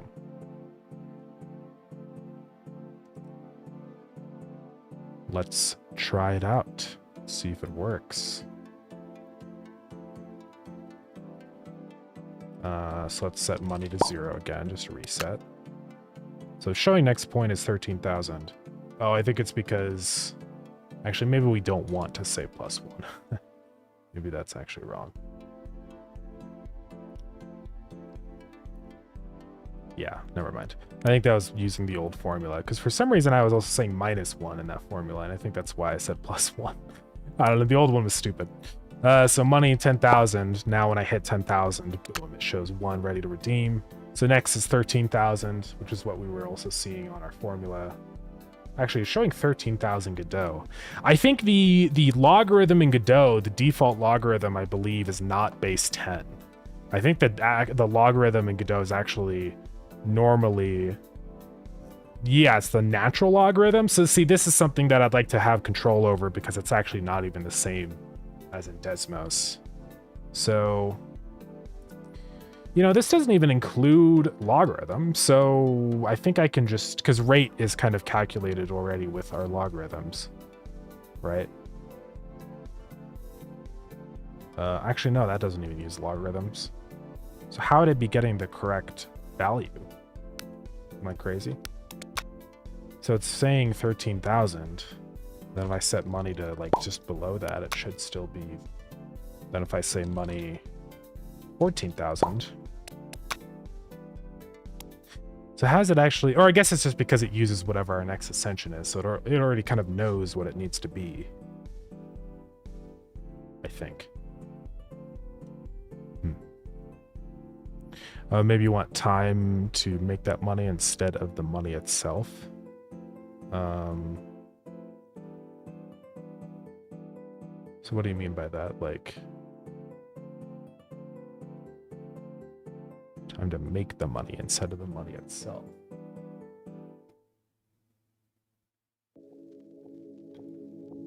Let's see. I want to go set base really quick on these. And that's the power of. So then I should be able to just specify base, right?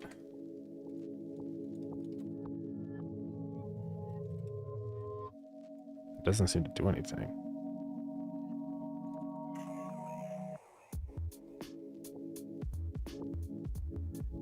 Let's see more options. Logarithmic. So what is base even doing? Base is doing nothing.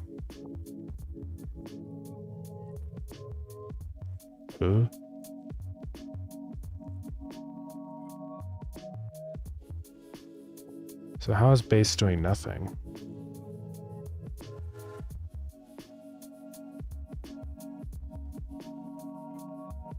Am I calculating base right? So that's undefined. It seems like that works. You just say base whatever and then your value. So B is going to be our base. Oh, but I guess it's because I'm dividing it by the same base. So it probably just ends up kind of canceling each other out.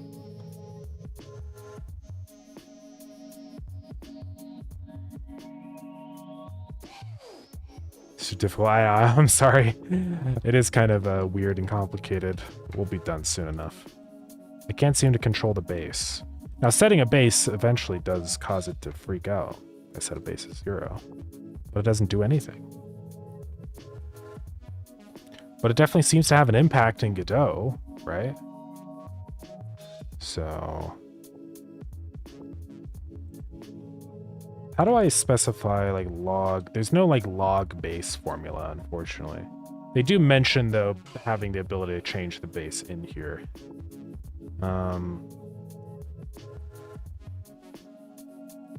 So you would have to do log divided by the base and the value.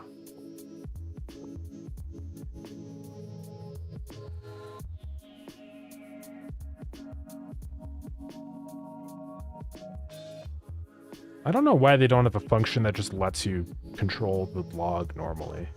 It's kind of weird.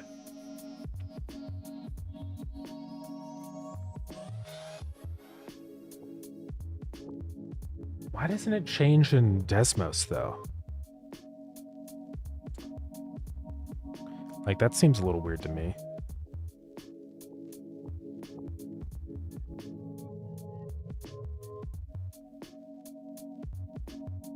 I don't know.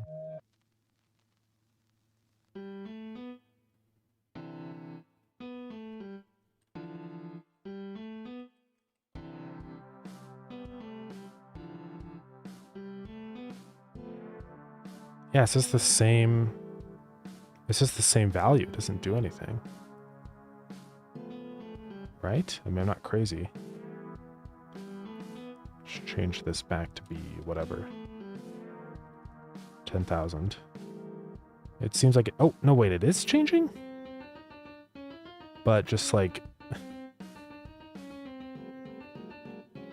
Okay, it only changes when I make it undefined. So...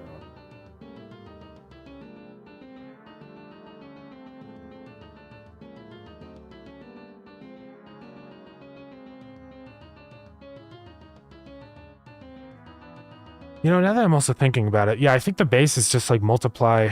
They just cancel each other out. So I don't think bases actually do anything. Okay. But then why is it different inside of Godot? Right? Because when we put in this value, it's showing 12,000 here for the second ascension point. But then inside of the game, it's showing some money, 10,000, 13,000. How does that work? Oh, I'm probably just really stupid. I don't think I put in the same value in here for the threshold. This is probably like a different value. Let's see. 1,000 to 100, 1,000, 1 million. Yeah, this is 10 billion. I think this is a trillion right here. Let's make sure. 1 trillion. Billion. Million. Actually, there's an easier way for me to read this. Let's do this. Yeah, that's 1 trillion. Let's make sure I also put 1 trillion in here too in Desmos. 1,000 million billion. I did not. That must be the reason why it's different. I'm just stupid. All right. Let's try this again.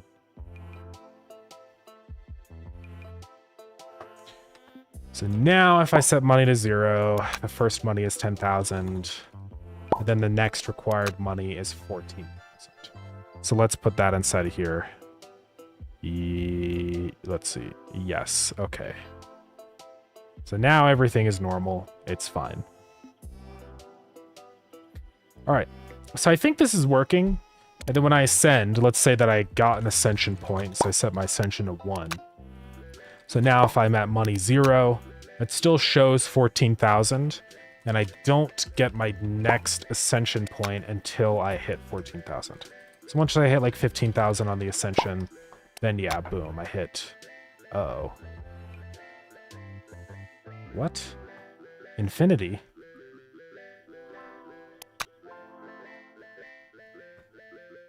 Oh, I set my ascension to 15,000. Oopsies. That's why it's infinity. Okay. There we go. Now it shows 22,000. Okay. That's good. That's normal. So I think it's finally working, guys. Sorry for all the math. Math is boring and lame. Probably lost every viewer. Anyways. But I think the new formula is working, so here's the final test. Now when I am at $1 trillion, that's a billion, add 3 more zeros, boom. $1 trillion, I'm getting 47 ascension. So now I have a very easy way for me to... Why am I getting errors? What's going on? Oh, right, I'm still printing. What am I printing? Oh, the next required. Okay, stop printing that. Okay, finally. So I'm now going to get 47 ascension points once I hit $1 trillion total earned. Good. Now, I don't know if $1 trillion is going to be super practical. It was possible before. I think it will be a lot easier now with all these new ascensions that we have, right? Like doubling chef offers and stuff would probably really help because that can be a massive bonus now. The scientists should also help a lot because they give you random fish. And if we add in a new zone, all of the fish there are going to be double the value, so I think it'll probably be fine. But we'll experiment and see. I might make it so at a certain point the ascension becomes linear instead of exponential, or logarithmic or whatever we have now. Because sort of what's happening right now is it becomes more and more difficult to hit the needed ascension, right? As it becomes more expensive. But the issue with that, I guess I could see eventually, is like it'll reach a spot where it just becomes super, super hard to get more ascension, you know? Because it's like it ramps up super fast and then levels off, which I do want to level off. It shouldn't just be easy to get infinite ascension points. But then like right around, it'd be nice if I could like decide like, okay, I hit this point or this rate of increase and cut it off there, right? So I might do something like that. And it should be pretty easy because what I can do is just check the next required ascension and then like say, you know, if cash is greater than something, then we, you know, decide. Yeah, we can figure out where I want that to be cut off, right? So if it's like over, once we hit over 10 billion, then we decide to swap the formula that we're using. Instead of using a logarithmic formula, we do a linear one. So it would be a really simple calculation because it's just like ascension earned is like X over, you know, we decide like what rate we want that to go up by. So yeah, I think this will be pretty easy. Why does that seem to be so weird? Oh, it's because it's a logarithmic graph. I was wondering why it like wasn't changing. There we go. Oh, I accidentally did over. I mean to do wait, no, X is still logarithmic. There we go. Then we can say like X over a certain value, right? So X over, we get 1 point for every 1 billion money earned or something. It's really easy. Okay, anyways. No more math, guys. I'm sorry for all the math. We're done. It will make this slightly easier to get your couple little bit of ascension points, I think. I might make further changes to this formula later where I can kind of control, like, make the early ramp up of money a little bit slower.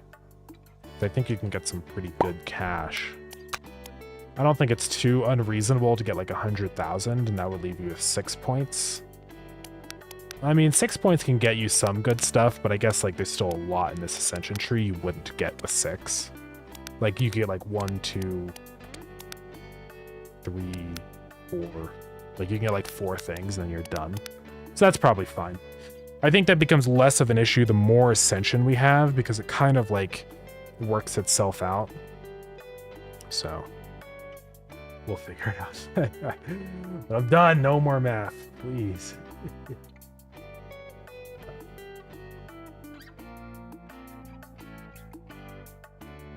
Anyways, sorry about the math, guys. I didn't mean to make this a math stream. That wasn't the intention.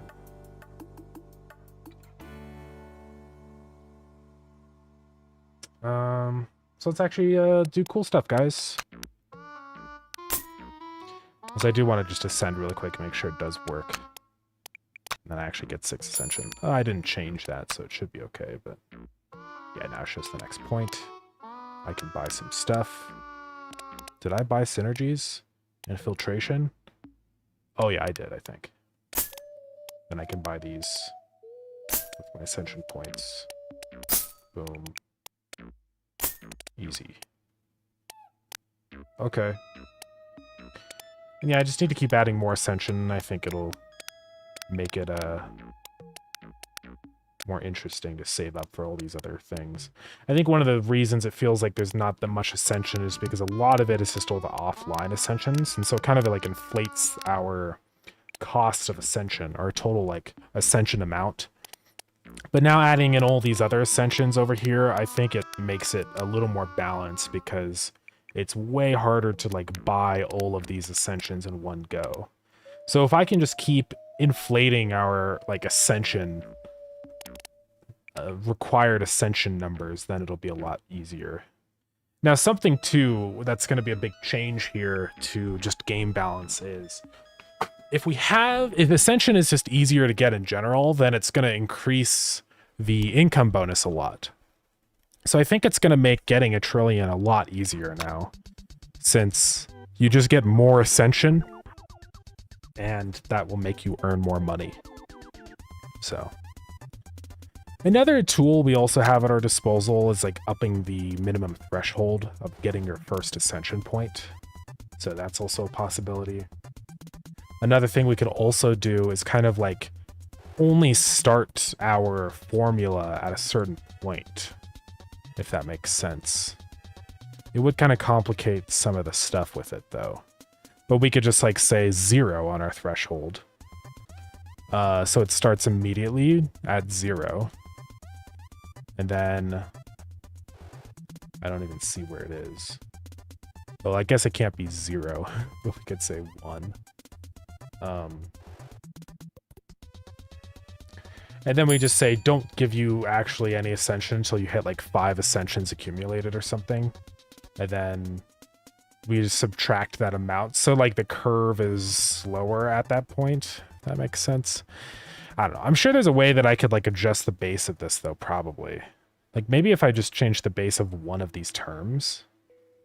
But I think that changes the threshold system we have set up. So it doesn't really work. Because I need to make sure it hits the right spot for the threshold to do something. So what I'd have to do is change this rate formula or something. Because yeah, that does change the shape of it. Maybe I'd only do on the base. Like, how would that look? It kind of just does the same thing though, right? It doesn't really do the effect I want, which is like actually changing the shape of the curve. It kind of just stays the same. So I don't know if there's an easy way for me to do that.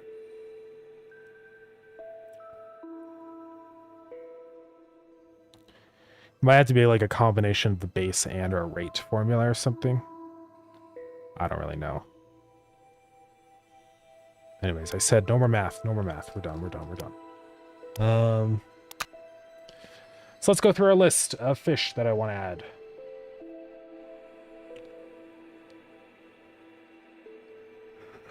Let's go do that.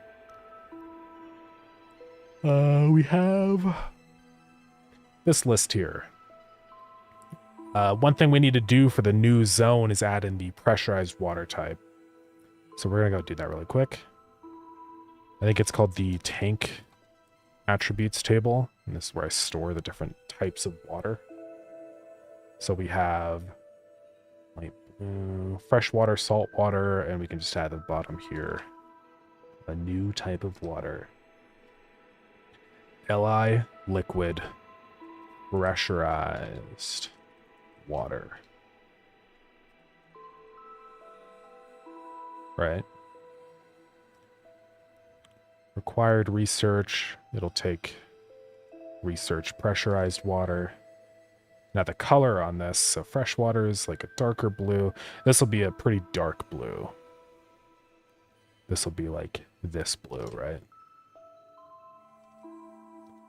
Dark, evil, pressurized blue. We have to do a new icon, which will be really easy because it's just a recolor. Let's go do that.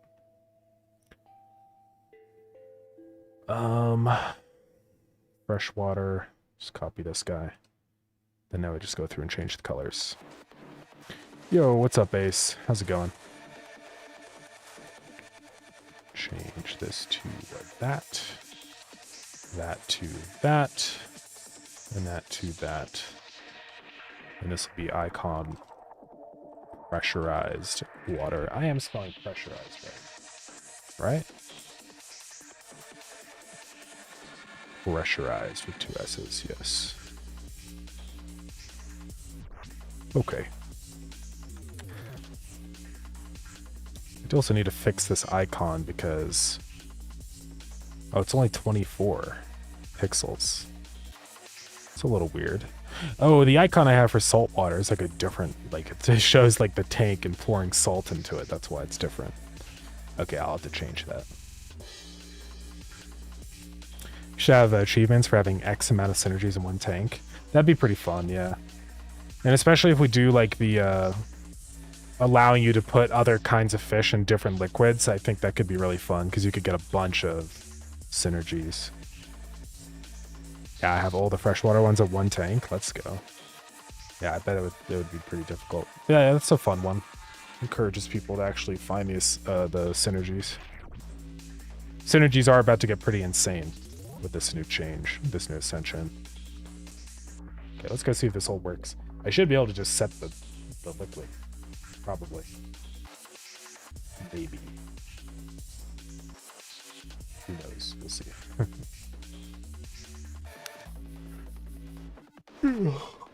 Yeah, I think we'll call it, I want to do another ascension to allow you to put freshwater fish into any liquid type, right?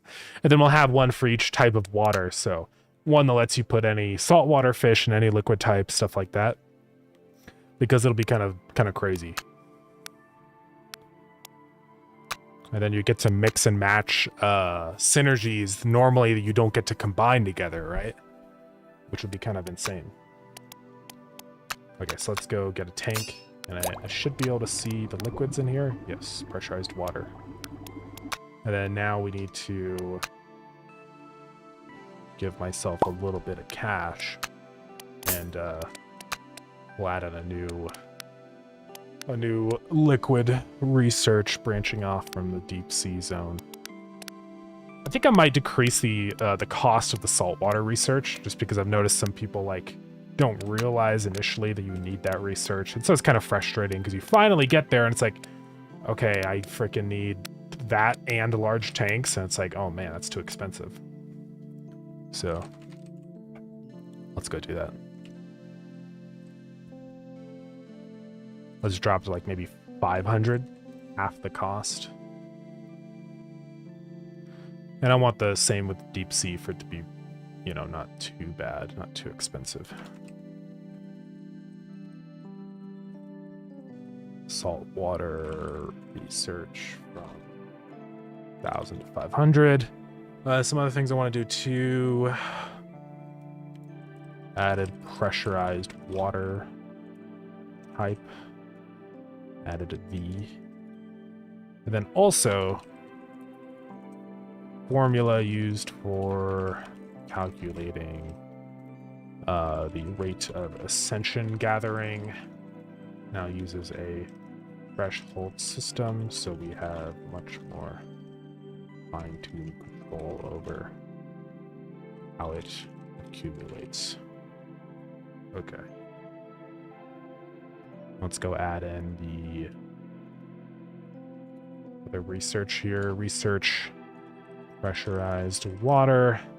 Let's fill your tanks with pressurized water. Icon.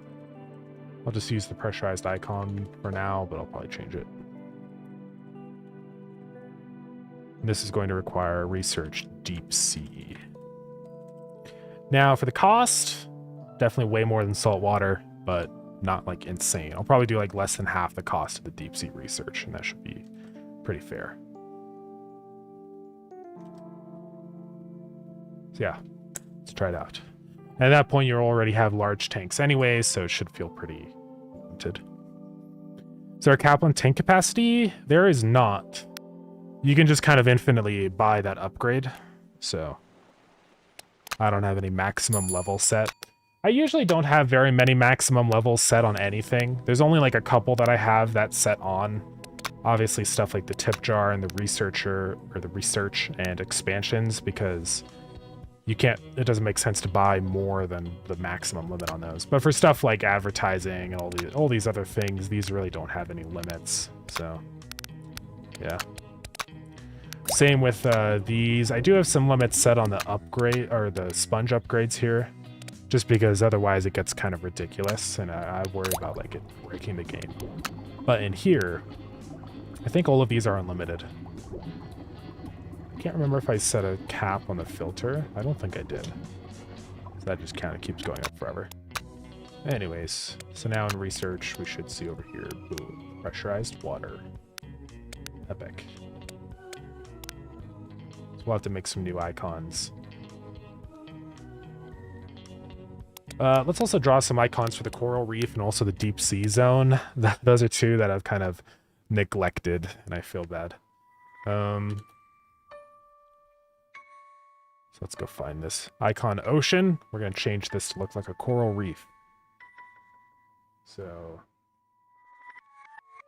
let's go find an image of coral reef. We'll just do some funny, vibrant corals and stuff. Maybe make it like underwater. Like you're looking at the corals, you know?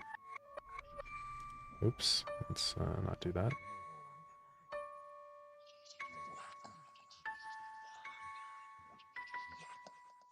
Maybe you can see like the surface of the water, and we're kind of like looking up at the sky or something, sort of. So it'll be like a line here. Wouldn't really make sense though unless you can see, because otherwise all of it would be the sky.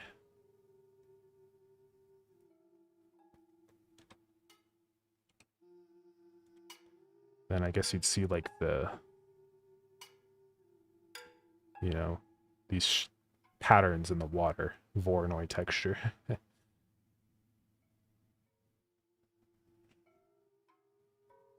then a bunch of corals and rocks and stuff down here. Oops.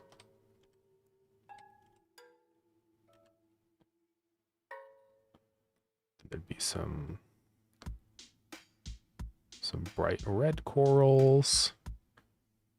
Have some pink guys in the background. I'm not going to worry about the exact types of coral here. I'm just sort of doing whatever.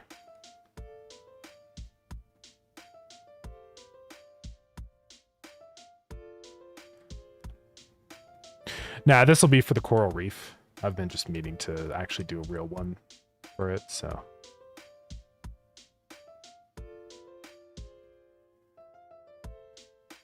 Maybe some yellow corals over here, like a brain coral.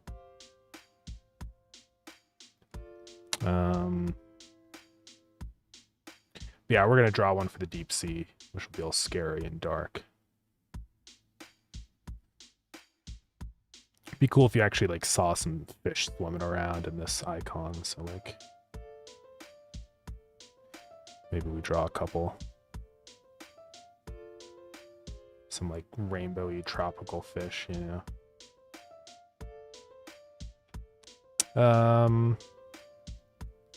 Yeah, I think this will work.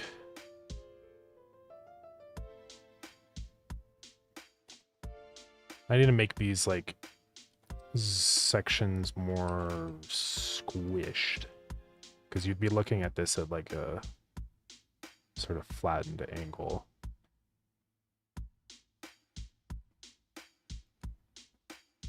I think.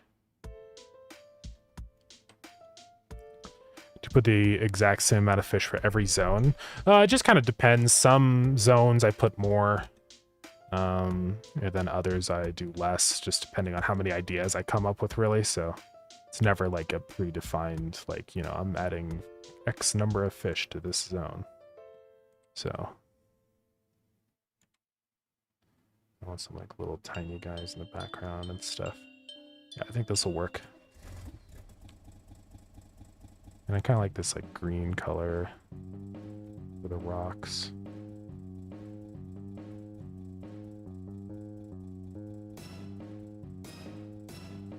Yeah.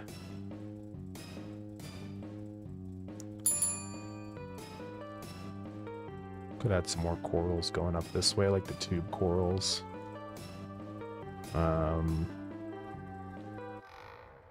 I know these are actually sponges, but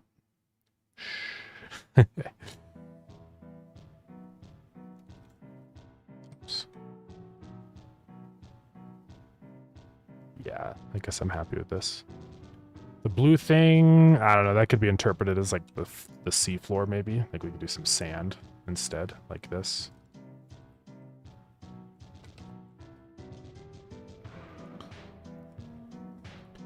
Let's see. Put in a little bit of shading and stuff so it doesn't get insanely bright. I think that'll do. I don't know if I need all this random blue crap. I think we just get rid of that, actually. It just kind of makes everything look noisy and distracting. Maybe you could see like just a circle and it kind of implies that you're like seeing the sun or something up there maybe. Nah, that also looks stupid. But we could do some like bubbles.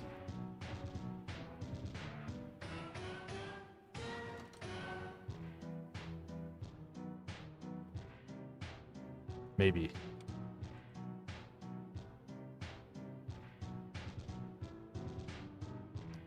Yeah, I like how that looks. I might do a slightly brighter color up top. I don't really have a brighter color. Well, I guess I have this. We could just go like, let's see, do this. Just sort of have a brighter zone up here. Like that. No, just leave it. It's fine. Maybe the problem is that the fish are so bright, I can't like... It's hard to see where they're at. Maybe I'll darken them up a little bit. Give them some more shading. That's a little better.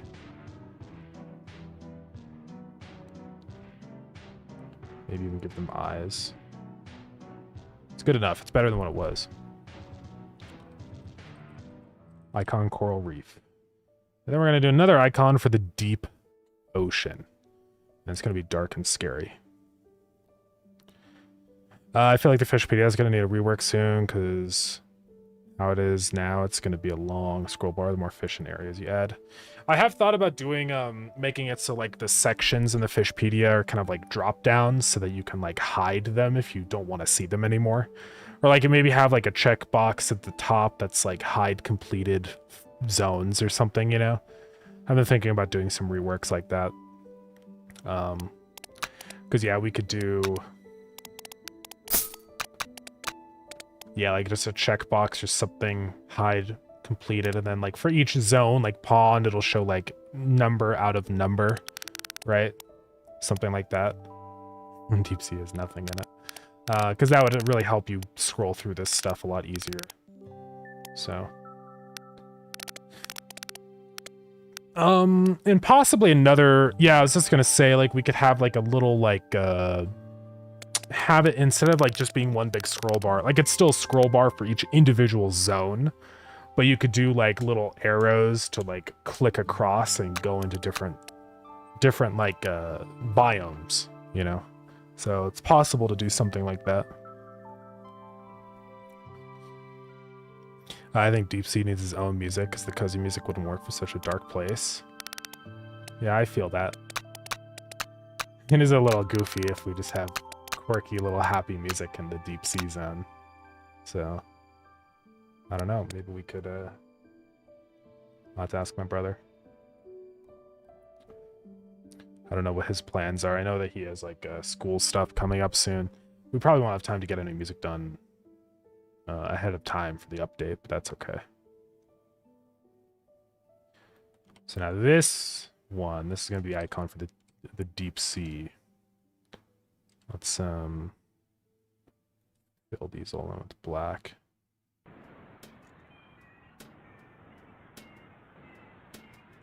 Oops. Oops. Deep sea heavy music, you say? Yeah, flashback to Starground, yeah. I know. Oops. It is kind of funny because the Tyria music probably would actually work.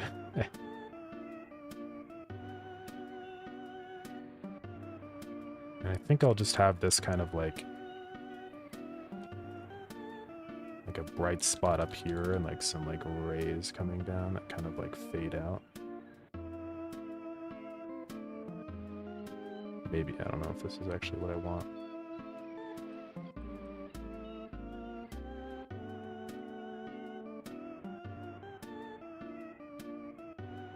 That doesn't really look good at all. I don't know how we want this zone to work. Maybe just like some little floating particles, like some jellyfish or something, and then maybe some dark gray down here. Yeah, we could like show the moon pool at the bottom here, maybe. It's not dark enough. There we go.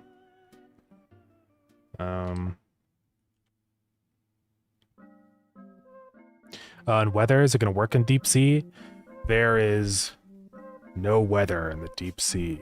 That's just underwater weather. So maybe eventually we'll add new weather types for the deep sea.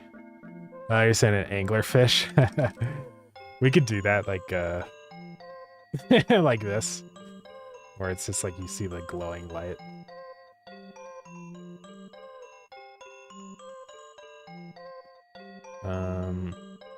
See, the deep sea always has a lot of little particles everywhere. Yeah, volcanic vent activity, yeah. We could do a little volcanic vent. I'd like to keep it consistent with the other zones though, so I'd want it to show like how the place actually looks, you know? So I might not do an anglerfish, but it's a neat idea though.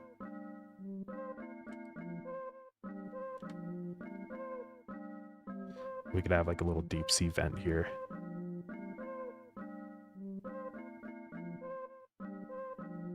And then this will be billowing up smoke. Let's see, we do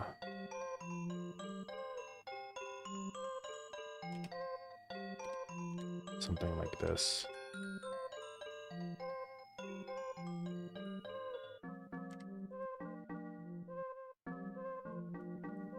Big clouds of evil smoke.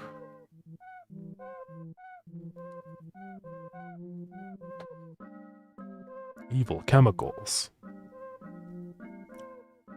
There are some like rocks down here and stuff, you know?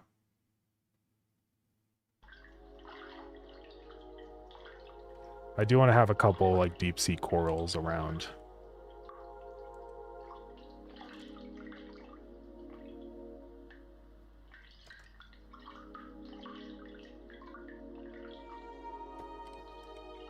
Some anti-aliasing stuff. Oops.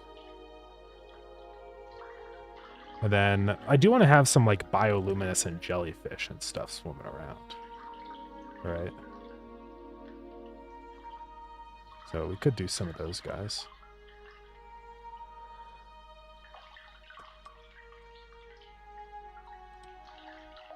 Yeah, I've also thought about having some little glowing bacterias down here.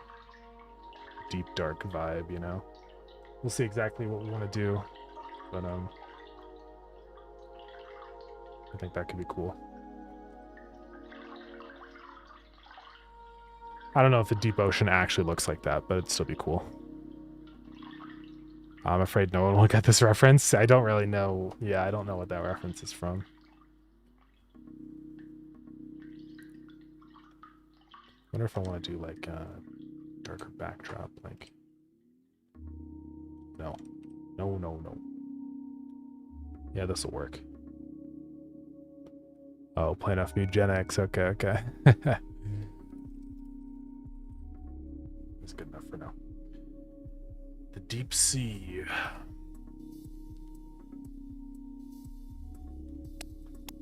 Now we can go set those icons. Deep sea will be icon. Deep sea. Coral reef is icon. Coral reef. And also we have the icon for the pressurized water. I kind of want some kind of like little containment vessel. You know, not a reactor. What am I? When did I look that up? I don't know how I would represent that concept. Maybe like a little tank or something.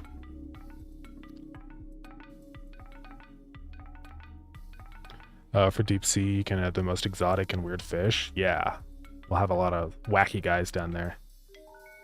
Yeah, I'd love to do like a colossal squid. This is one that I talked about before. Which I think it's weird. I think a colossal squid is actually a aren't they technically a octopus or something? It's like dumb. I don't remember. Well, yeah, I think one of these guys down there would be pretty insane. And same with a sperm whale. How big is a sperm whale actually? Because it can't. It's gonna be hard to make anything larger than the whale shark. Okay, they're about the same size lengthwise. Maybe a little bit longer than a whale shark, but that's okay. Well, okay, that's a blue whale. Yeah, they are bigger than whale sharks. Yikes.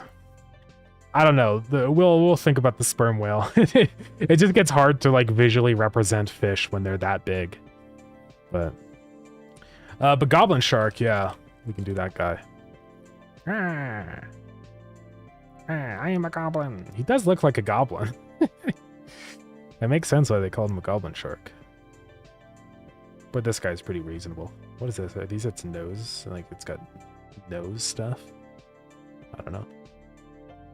I'm a goblin shark. I'm an evil goblin shark. I don't know. We can do one of these guys.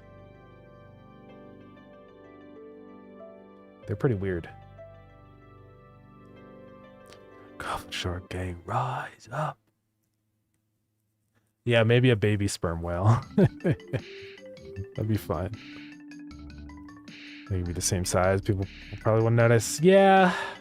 I mean, I had to make the whale shark pretty small in comparison to how big it actually is normally. Like technically it should have been bigger end game compared to the player, but I just couldn't fit it in. It was too much. So it's actually like really tiny. Oh yeah, I was gonna do the icon for the trace water. Let's go ahead and make one. So, pressurized water. Hatchet fish? Look that up.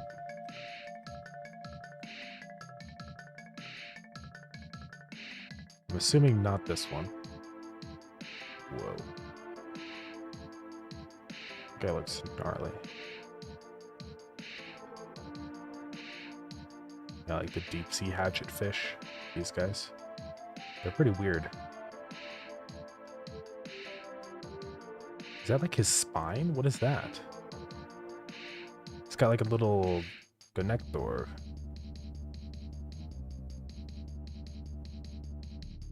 That might just be like a weird optical illusion. Yeah, these guys are pretty crazy. We could do one of those. Eyes in the deep sea world are so weird, you know? They're not like normal eyeballs, right? They're like spheres for some reason. I don't know why they're like that. These guys have pretty normal eyeballs. Not very good eyeballs. Yeah, why do they look like that? And same with the barrel eye. Like, this guy has eyeballs. Like, these are its eyeballs. What is with that?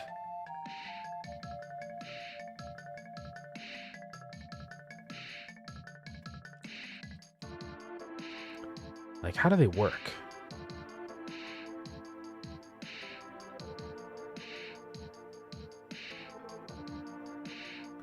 It's so weird. Its eyes are inside of its head, right?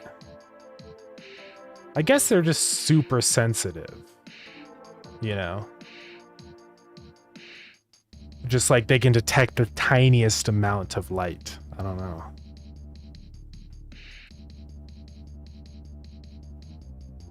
Bright green lenses that filter out faint sunlight coming from the ocean surface.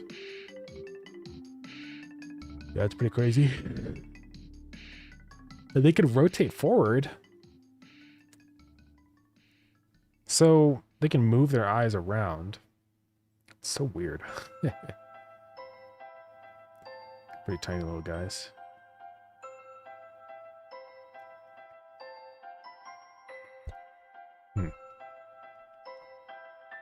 Large fins. Man. 5,600 dives. They've only encountered it 9 times. Isn't that insane? Also, we got to do the giant isopod. I mean, this guy's a classic. I think this is a deep sea scavenger guy, yeah. They're kind of funny. Some people like eat them. I don't think these guys look like food.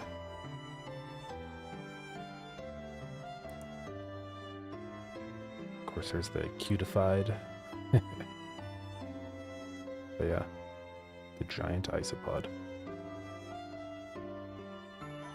The largest isopod in the world. Pretty big. Compound eyes.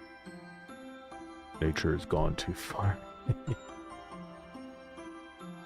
Surviving the deep sea, there's no light. They don't need normal eyes. Yeah, it's true. Oh, you made an orca model? Let's go. The sea angel. We can look that up. Sea angel. Oh, it's a free swimming sea slug. Are they like deep sea? Let's see. Depth of 200 meters. I mean, that's pretty deep.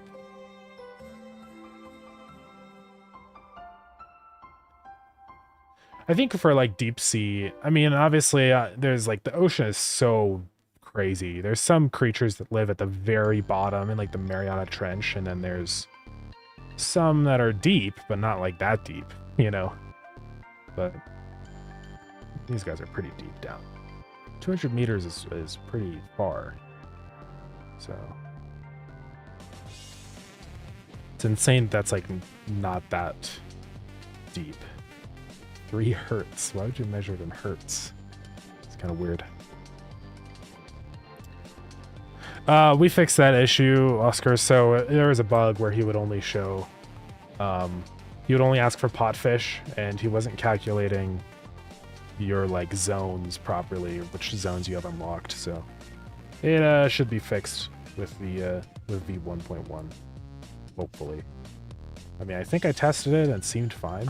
So let's see. But anyways. Those remind me of the things in the sand at the beach. Yeah, what are those? I've never been to the beach, so I don't even know.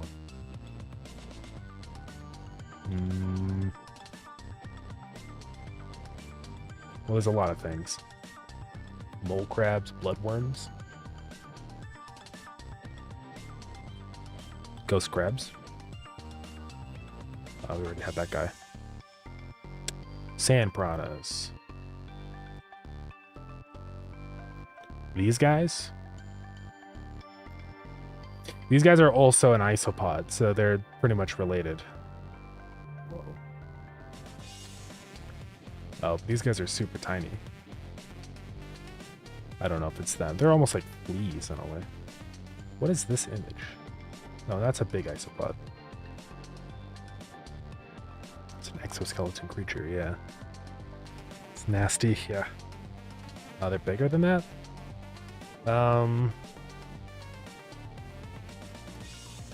Mole crabs. There's these guys. They're little tiny crabs. They're kind of funny. Beach hoppers. Oh, horseshoe crab. Yeah, those guys are interesting. Very old creatures. What kind of environments do they even live in? What's funny is these aren't even like crabs or crustaceans. They're like a completely different... They're more related to spiders than anything else, which is so weird. And they don't even have like normal blood. Like their blood is like copper based, right? So it's weird. I know they're used a lot in like the medical industry, I think, or their blood is used. I don't remember why. Brackish water. Delaware. Okay. Yeah, often caught for their blood, which contains this stuff. Company used to detect bacterial endotoxins. I see.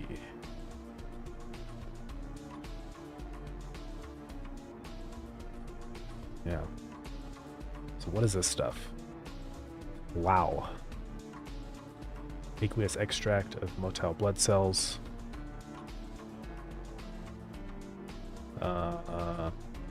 Okay, so it reacts with... Yeah, it's pretty weird.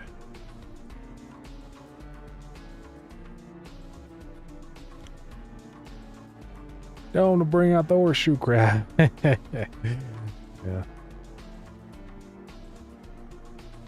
Everyone knows so many fish. There's a lot of really cool fish. It's insane. You could know like so many weird, obscure fish and have like no overlap with another person that knows a whole different set of weird and obscure fish because there's just so many. It's insane. I've seen so many people come in with Lurden and they're like, please add this fish, and it's like I've never heard about it before, and it's like just this whole thing. It's insane. We don't ever think about it, but the ocean, like for every land animal we can think of, there's like 5 more ocean species. There's so many creatures in the ocean, or just in water in general. There's so many. Like how many species of ocean creatures are there, you know? How many? 250,000 species. And estimated 91% has not been identified? That's what's insane too. 91%.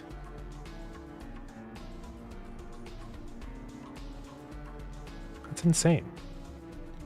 I can see why Gaben has spent so much money on his research vessel, because there's so much stuff to research down there.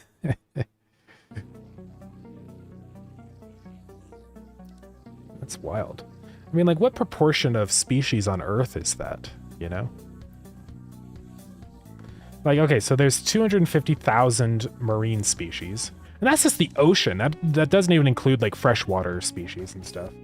And then how many, like, land species are there?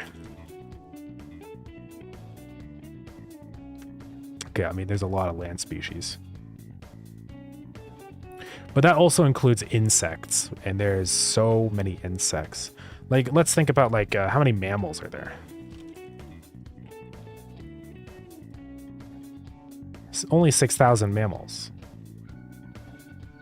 Which is kind of insane when you think about it. Mammals are a very small group of creatures. Even though it feels like whenever you think of an animal, it's like always a mammal, you know? All of these guys are all mammals. Monkeys, elephants. I mean, like, how many insect species are there? Oops. Yeah, see, like, most of the land creature species, I think, is just insects. Because there's so many.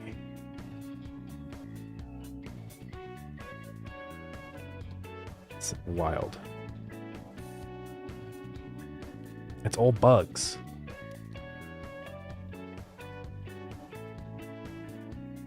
Beetles.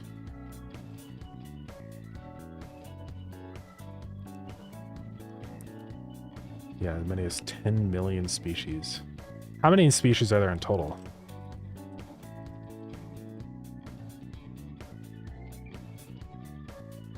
Um, 2.17 million named species. See, 1 million insects. It's almost all insects. And then birds, reptiles, and mammals are like tiny little amounts. It's all bugs. But it really does put everything into perspective. So insects, ridiculous. And then plants. That's a lot of plants. I didn't think there's that many flowering species of plants, but 300,000. And then mushrooms. But that's kind of not fair because mushrooms are an entire branch of life. And then arachnids are basically bugs. And then fish. But fish is more than all moss, birds, reptiles, amphibians, or mammals combined. Well, I guess not combined, but it's a lot. Insects, though, man. There's so many bugs.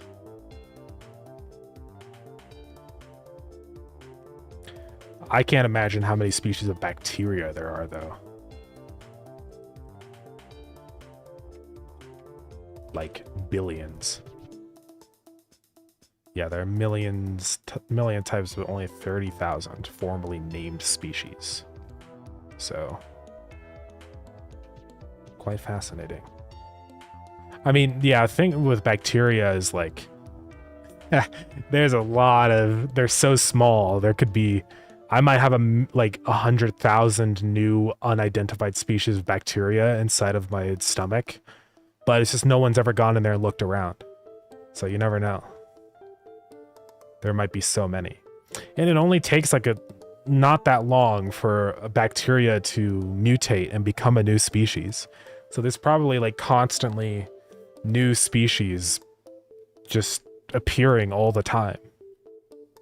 So, because it takes like less than a day, like a couple hours for a bacteria to multiply.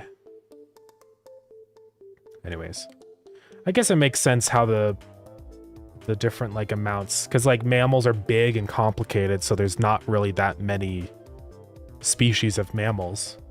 But then stuff like insects are so tiny, they replicate really fast, so there's probably a lot of them. Yeah, pretty wacky. Every buoy mutated new bacteria? Probably.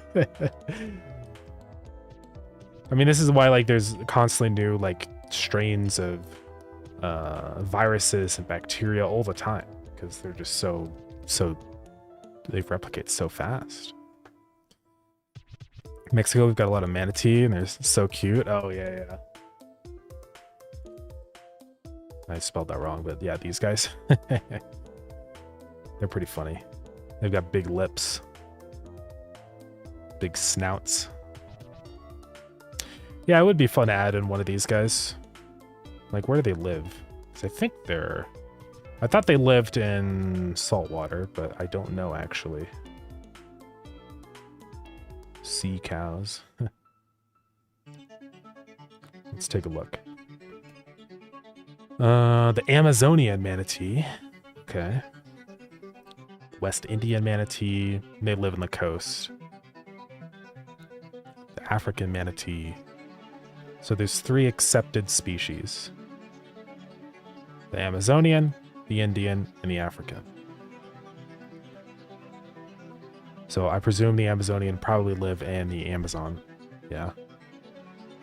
What about the West Indian? So they live in warm coastal areas. And the African manatee, the old world. Oh. Where do they live? Offshore. So 2 of them are saltwater, and then 1 is freshwater. They live in the river. Well, which one is that then? I bet that's the Amazonian one. It probably lives in not just the Amazon, but it's probably just called the Amazonian manatee. Because if they live in the river, then Yeah, Brazil, Peru, Colombia, Ecuador. Well, I wonder if like they might be brackish, where like even though they live in the coast, they probably swim up through rivers, I imagine. Okay, well, could be the other one. What is it? The West Indian manatee. Yeah, they live in the Caribbean, and so maybe they do swim up rivers. Let's go see.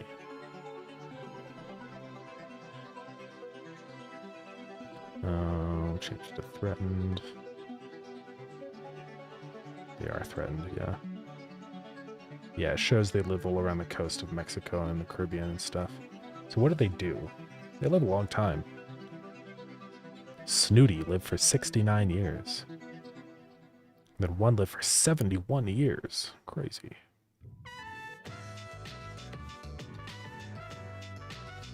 There's probably like a habitat. Here we go. Okay, so they do live in rivers and estuaries. So basically brackish water. Yeah, they can withstand large changes in salinity and are found both in freshwater and saltwater. Cool. So, pretty crazy. Yeah, it'd be fun to add in one of those guys. I guess, yeah, it could show up in the river area. As a legendary fish there, maybe. Brazil mentioned. Let's go. Do we have a legendary fish in the river? I think that might be the catfish. I want to kind of go through and add at least one legendary fish to each zone, because I think it would be nice, you know? So we'll work on that for sure. Okay, let's draw this frickin' pressurized water icon so we can move on and draw actual fish, because we need to get started on that. Okay, pressurized water. Let's just draw like a little containment vessel. Like a little, like, you know, tank of water. We'll just do like a little, like, cylinder. Yeah. Let's draw it.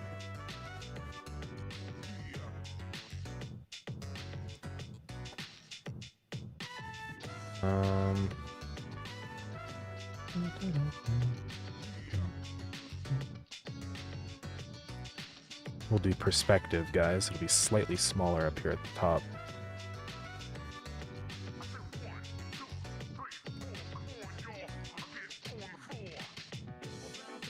Got to move this, though. Let's see. Move that there.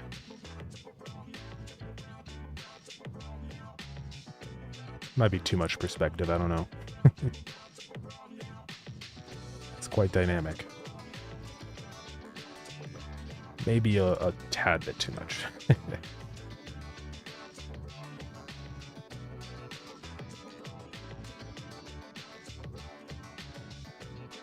Let's do something like that, maybe.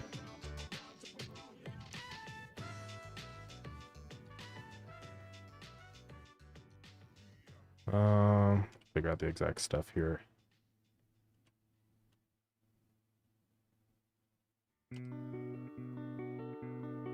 So that'll be our container.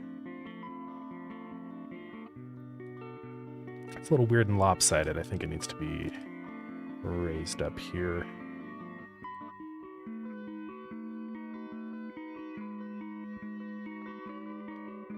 Maybe it's like too long on this side. That's better. Let's move it around.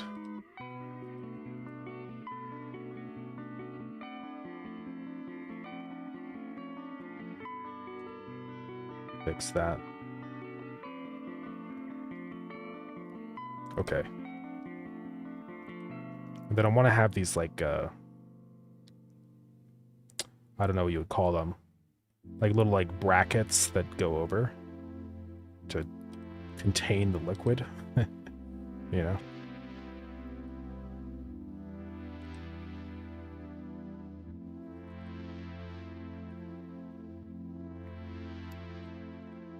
Let's see, something like that.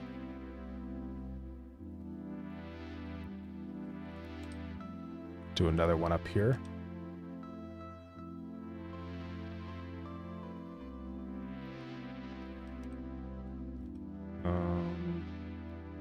That.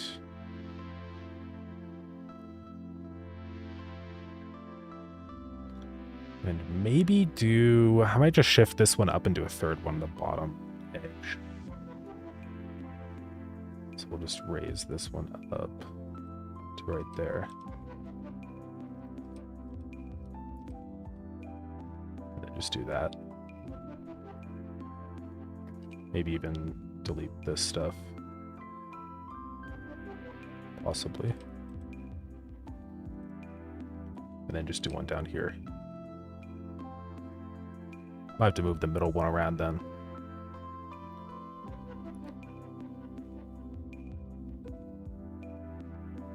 It's the hardest thing I've drawn in pixel art for lured in. Hardest thing I've drawn. Drawing the whale shark was kind of hard. It wasn't like super hard though, it's just time consuming and sort of annoying, I guess. So I don't know if I'd say that's like the hardest thing.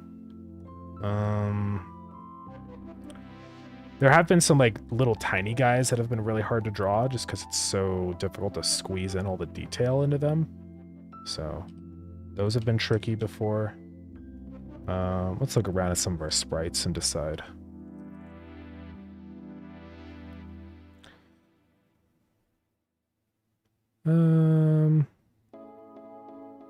Character stuff wasn't too bad. It is annoying to do all the animations, but there's kind of a difference between hard and annoying. The dolphin was fun to draw. A lot of these fish, like the big fish, I like this around this resolution. Kind of like 70, 80-ish is like a fun resolution to draw in.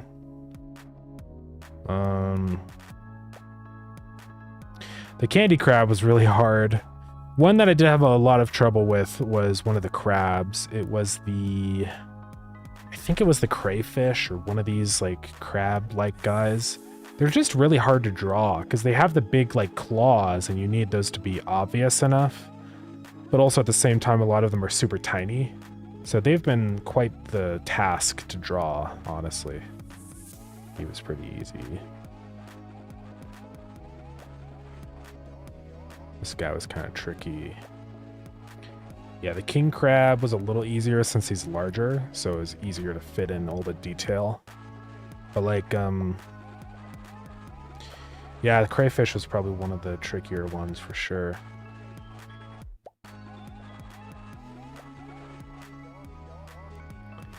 Bigger the fish, the more difficult? Not always. I think it just really depends on what you're drawing, because like sometimes big fish are really easy. It doesn't always mean that they have more detail, because some big fish just don't have that much detail. Like I would say the tuna fish was a lot easier for me to draw, even though he's a pretty big fish. Easier to draw than something like the candy crab. Like sure, he's a little more time consuming, but like it's very easy to put in the detail that you need. You know, there's really no challenge there. But like the candy crab, you're only working with like 9 pixels. Or not, yeah, like 9 by 9, and so you've got to like really like squeeze those in somehow and still get the effect. The candy crab is really hard because not only is he super tiny, but he's got like spines. So it's like trying to put this monstrosity into the form of a sprite is like really hard, you know? Because look at him, he's like crazy. So yeah, he was one of the most difficult, honestly. I mean, he didn't take that long, but still, it's just, it's hard. And yeah, crayfish. Now, eventually it does become pretty difficult. Like the whale shark did take a long time, just because he's enormous, you know. But I wouldn't necessarily say that he was like really difficult for me to draw or anything. So yeah, it just depends a lot. It's hard to say, but that's what I think. Now, do I want this to be like rounded off on the bottom or not? You know, something I've been thinking about. Because this kind of just looks like an oil barrel. Not really like a water tank. I think water tanks are typically like rounded.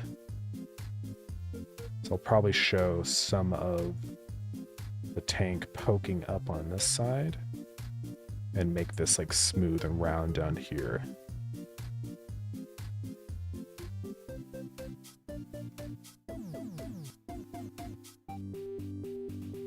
So we'll do this. And yeah, this would actually still get kind of covered up from the round tank. Sort of more like this, yeah.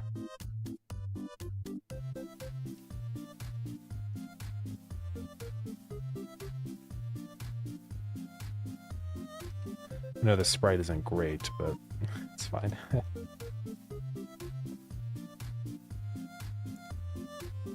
Maybe there's some kind of little like nozzle on it. I think that's a pretty typical thing with tanks like this. They always have the little like brass fittings on them. It's almost a little bit like a propane tank in a way.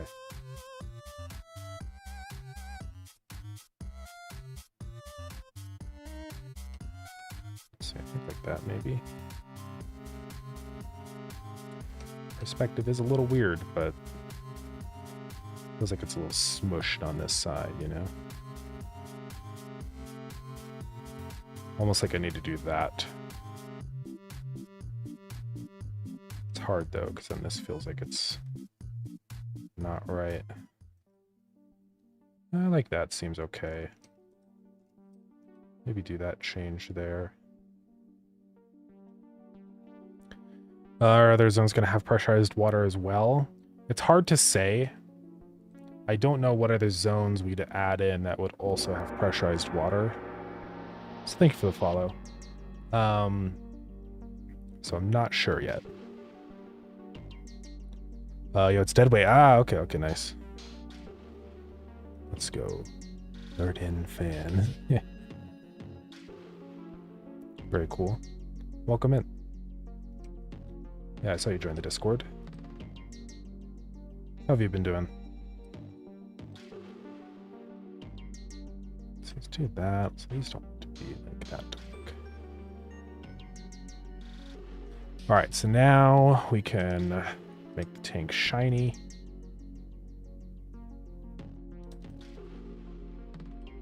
Put that there.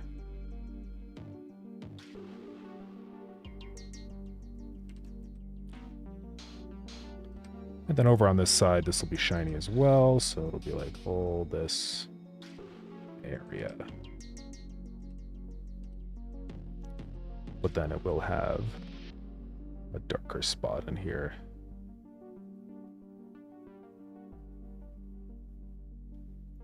Maybe something like that.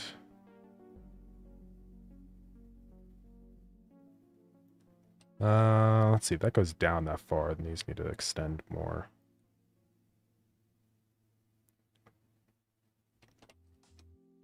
There we go. I think, oops, I think that'll work.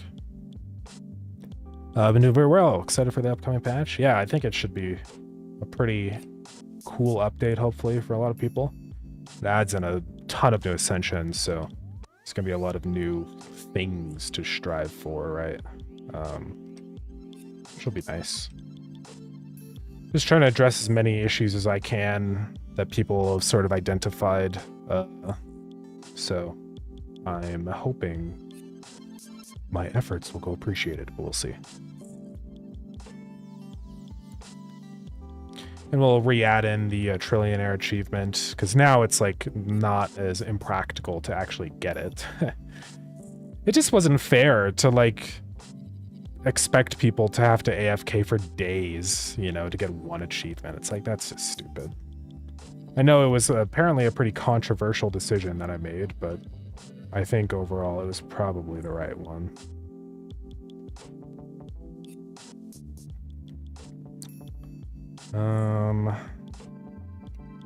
Let's see here. Might make these like gray or silver.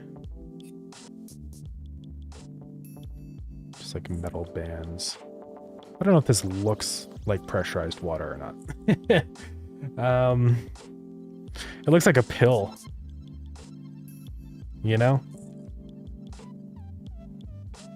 How do I get the idea of pressurized water across?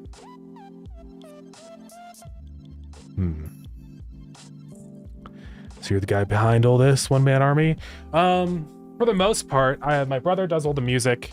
I do have a couple people helping on the side. Well, Saiku was one person. He contributed like one minigame, which I do appreciate. And he is listed in the credits, but that's it. So I wouldn't say that he's like a very big contributor. And then Sunny is the other person that's been helping out. And they've done a couple things that's been nice. I think they did one mini game and a couple little minor things here and there. I need to work on merging in some of their changes. But yeah, I'd say for the most part, 95% it's me. But yeah. Suppose the deep sea zone and new upgrades will be expensive. Yeah, they're definitely going to be, you know, the most expensive stuff now. The fish are going to be double the value of the coral reef fish. There's not like a bunch of upgrades that come with the deep sea specifically. I mean, the research for the deep sea will be more than the coral reef, so yeah, it does get quite a bit more expensive. And by the time you're at the deep sea zone, you should have like all the research ascensions probably. It's cool either way. Well, thank you. Yeah, I don't know what else I would do for this icon. Is my brother still in the scrap mechanic world? Oh. He left the game. How buried am I? Okay, I'm not that buried. Speaking of scrap mechanic, I got the scrap mechanic music playing. Should probably turn my settings back up now. Here he is. He made the museum. What's in here? Dinosaur? Looks like he's made out of cheese. Did he not use the dinosaur parts? Wait, what are these? A lamp? Okay, I don't know. Why did he not use the dinosaur parts? Oh, because they're big. Okay. Little bobbleheads. Scrap mechanic guy. Okay. Fine art. Pretty epic. Alright. Anyways. Thank you for the cheese time. I love the minigames, by the way. Thank you, yeah. And that some people found it irritating about like the challenges. Definitely a favorite part of the game. Let's go. Thank you so much. That's awesome. Yeah, I think it's fun. I was trying to figure out like what I want to do for the fishing when I was first making the game. I'm like, well, I could just do one mini game, but I think after a while that would start to get really boring. So we decided to go the route of randomized games. I think it's cool. I'll probably still add in a way for people to disable specific ones, because I think it's like most of the time it's like most of them are fine, but then there's like someone that comes along and they just don't like one of the mini games. So I think having the ability just to turn specific ones off would be nice. Could be a gas tank as an icon for pressurized water, but I don't know if it sells the idea. Like I mean like a propane tank, yeah. Yeah, it's hard to say, like what how do I describe pressurized water? I think the issue is like I can't see the water inside of this tank, you know? So maybe like it would work better if I had like a little window where I could see inside and like look at the water. You know? I think that's probably, I feel like what it's missing. If we had these little like, a way to like view the current level of the water or something.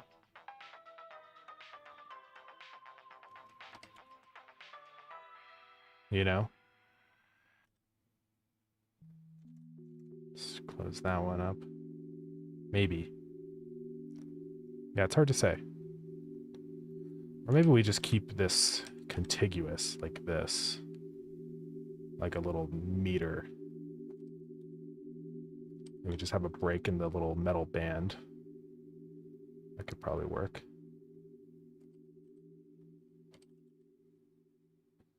Something like this, and then we can tweak it. Fix that down there. And this will be like dark water. Oops.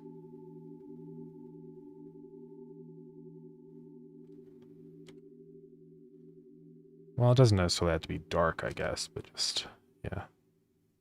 Something like this. Let's see, that's too dark though on there. Maybe that'll be gray. That's probably what I'll do. Or maybe do a darker gray. That could maybe work. Oops, so that's too dark. We could use this as an anti-aliasing color.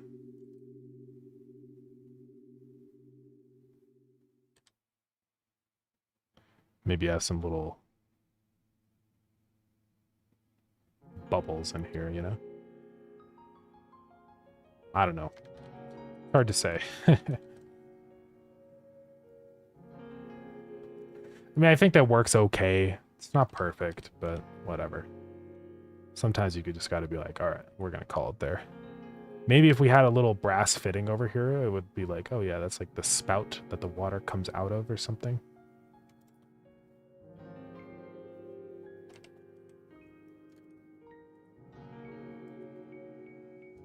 I don't know how I would represent this.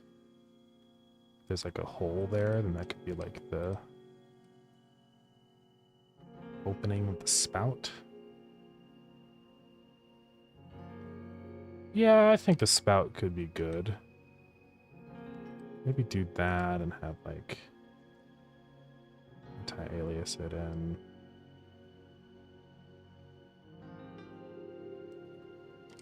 It's hard.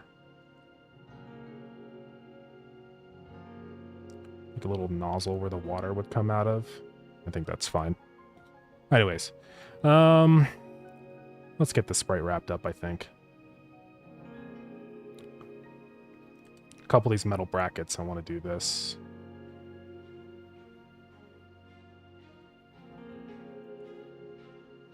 And then go through and anti-alias a couple spots here.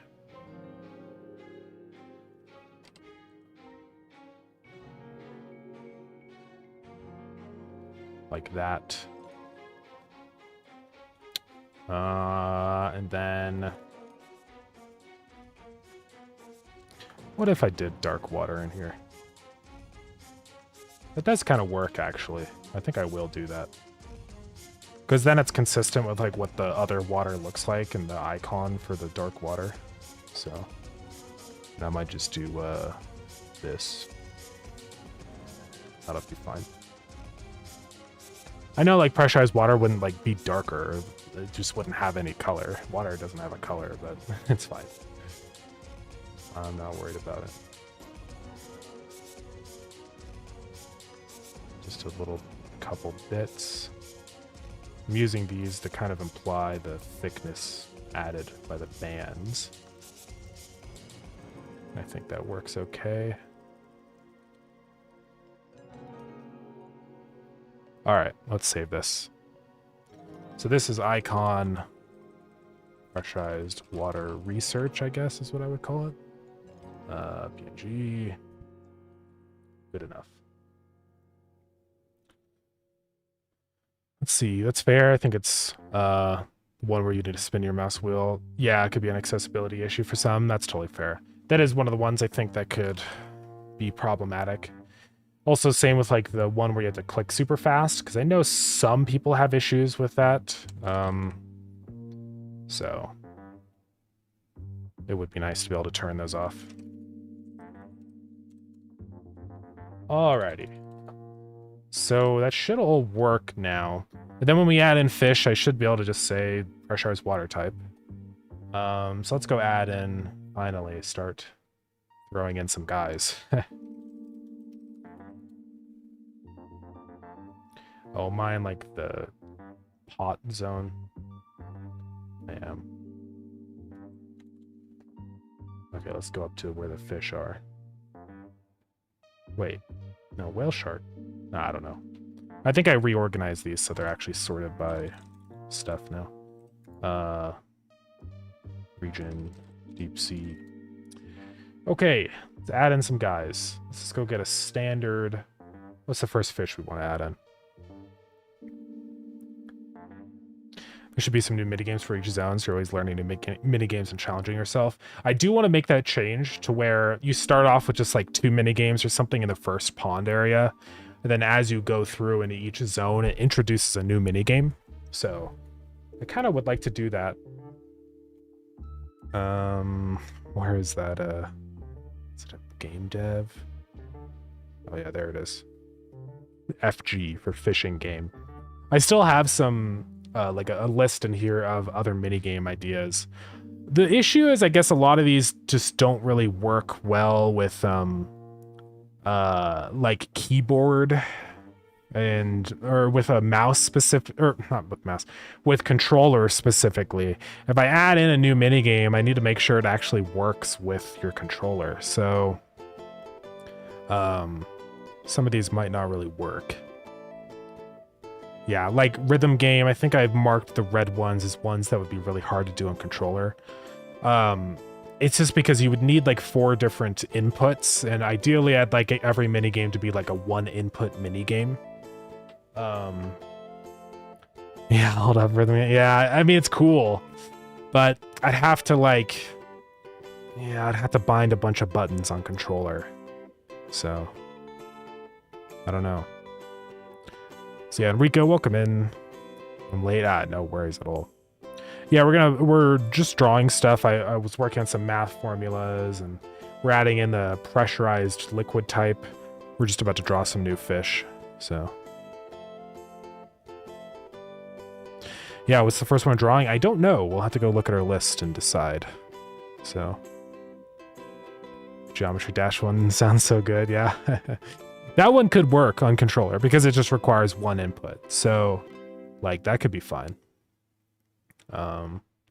It would probably be hard, though. That's my only concern.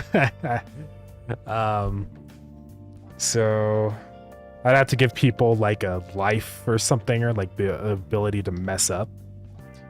So...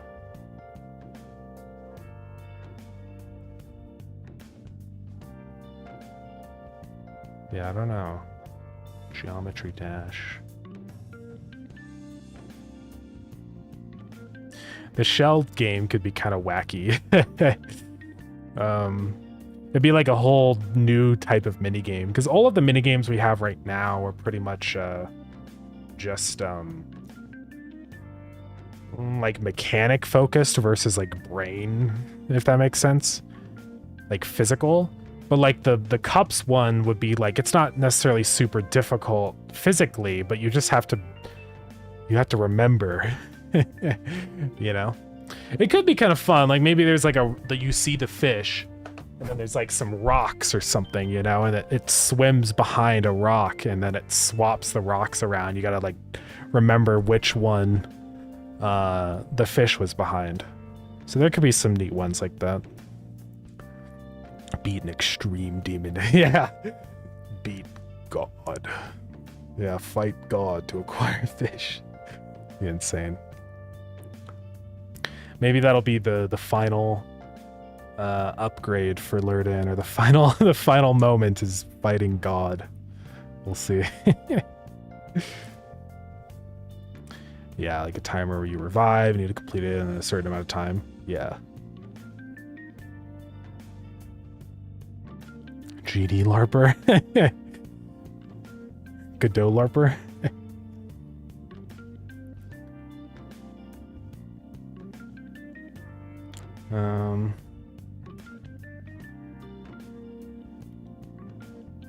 Oh, Geometry Dash LARPer. Oh. Yeah, I don't really know anything about Geometry Dash.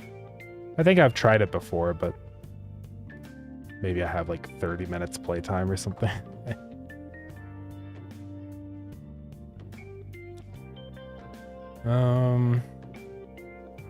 This one would be kind of fun, honestly. So maybe.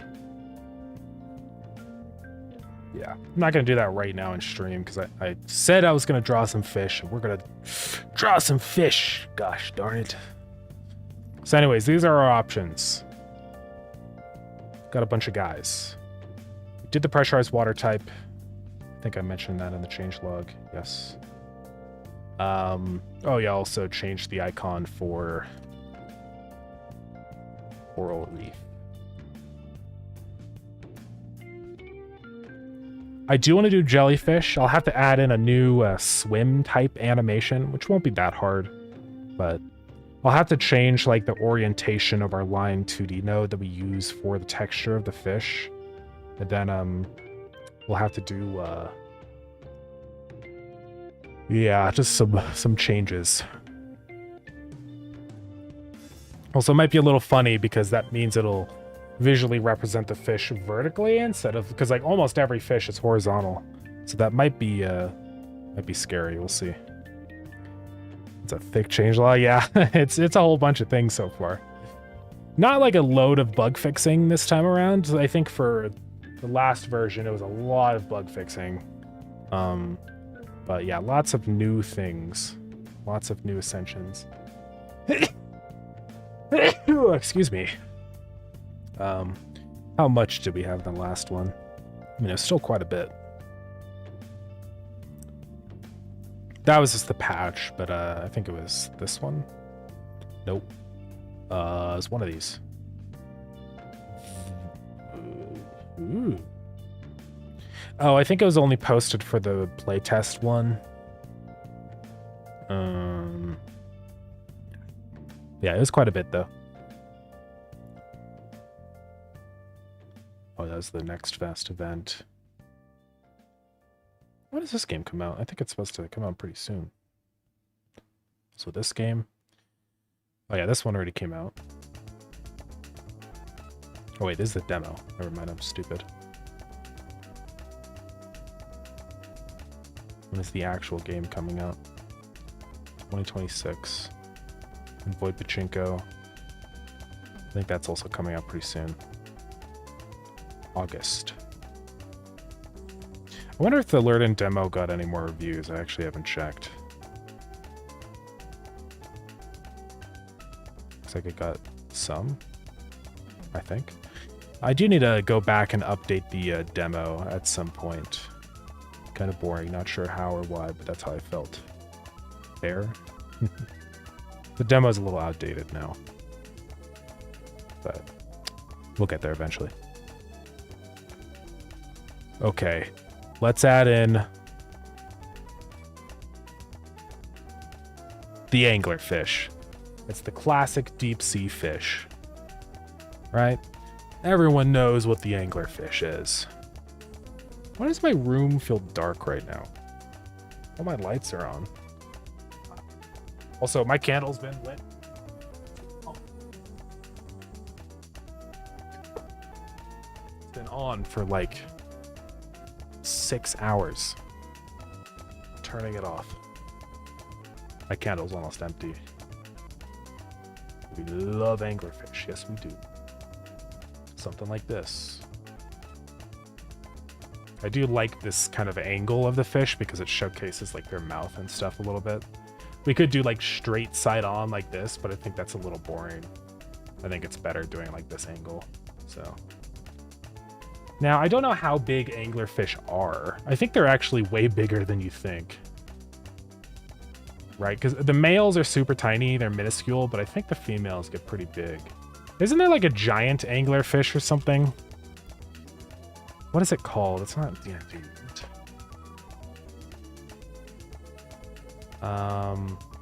There's a fish like an anglerfish that's like huge. But it's not called an anglerfish.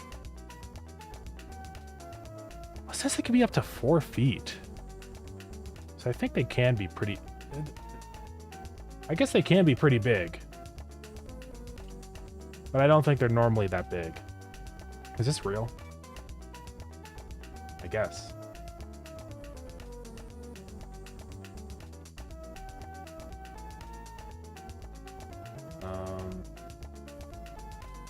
Is that normal? That's not real. Maybe I'm just wrong. Let's go look at how big anglerfish actually are. Anglerfish.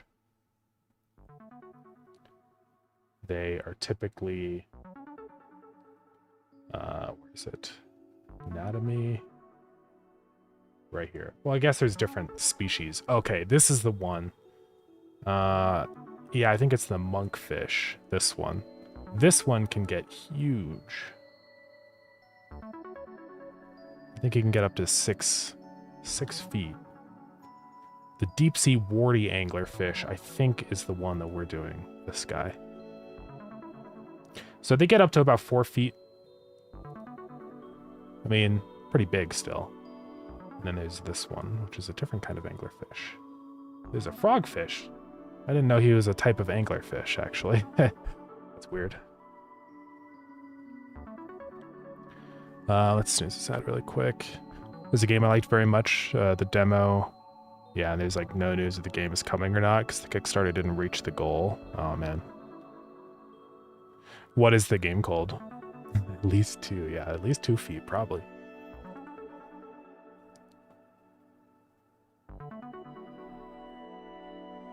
Excluded. Huh. They're measured to be a maturity. They were excluded. Weird. Alright, well, let's do just not huge, but not super tiny. I suppose. But there are some that are really big. I just don't think that's the typical, though. So up to 4 feet. And the males are tiny parasites. But that's like 4 feet from the tip of the fin to the front. So like it's not as big as it seems. I swear there's another fish that was like the anglerfish, though. I mean, maybe it is just the monkfish is what I'm thinking of. But apparently you eat monkfish. I think they can get pretty big, but not that big. Maybe that one anglerfish I saw was just like a super rare specimen, but I don't think that's normal. So. Randomized fish size. That is something I've thought about in the past. The problem is it would kind of require a really big change to how the system works of fish. Also, one thing too that's a little annoying is like it's a little like it's just this constant battle. Like there's always a bigger fish out there, and so it never feels like you can actually like complete something where it's like, well, this fish is pretty big, but it's not the biggest. Like there theoretically could be a guy even bigger. So I guess that's the only thing I feel like that's a little like, I don't know. It makes it not feel as cool when you get like a really rare legendary fish, because you could potentially get like a super legendary fish that just kind of isn't good because it's tiny. And I don't know how I feel about that. But we'll see. Yeah, the anglerfish in reality is tiny. The movies always put it so big. Yeah, it's not that big. It's called Transformus Adventure. This game. Oh, Transform Mice. So you played the demo of this? To be announced. Is this like an RPG? Yeah, action RPG. Seems pretty cool. When was it first like? Well, there's this one from 2015. And then this is Transform Mice Adventures. This is a weird graphic they have there. When was it? Uh-oh. Oh, that's minimum? Interesting. Well, if they haven't updated that to 10 yet, then I guess technically you could run stuff like that on 7. Who knows? Yeah, well, that's too bad, though. We have like a Discord. Update history. No updates. The demo's from 2019? Oh man. That's a while ago. Yeah, it's always disappointing when stuff like that happens, because the problem is, like, even if they go back to that game, you know, like, the game is from 2019, unless they've been working on it this whole time. I think that's sort of the plague that Hytale has had a little bit, where even though it's like a cool concept, it's just the game is already so old on launch, it doesn't really feel that, like, cool in comparison to the other games that have been developed faster, you know? So, I do want to go back to Hytale one day, though. Like, I need that one, like, image I have, all the fish next to each other. Let's see, where is that? I think I saved it somewhere in here. I probably saved it as a CRITA file. Let's sort by type. See if I can find it. Oh, boy. That is just a big white image. Oh, wait, I can just sort here. Concept. Oh yeah, here it is. Now, which one's newer? 717? 78. It's this one. Yes. Alright. So we can decide how big it should be. So I'm thinking, like, not as big as the large mouth. So 4 foot. The player, I'm assuming, is like 6-ish feet. Maybe like that big. Like, not huge, but not like super tiny. Just sort of a medium-sized fish. Alright. I'm gonna go get my reference image.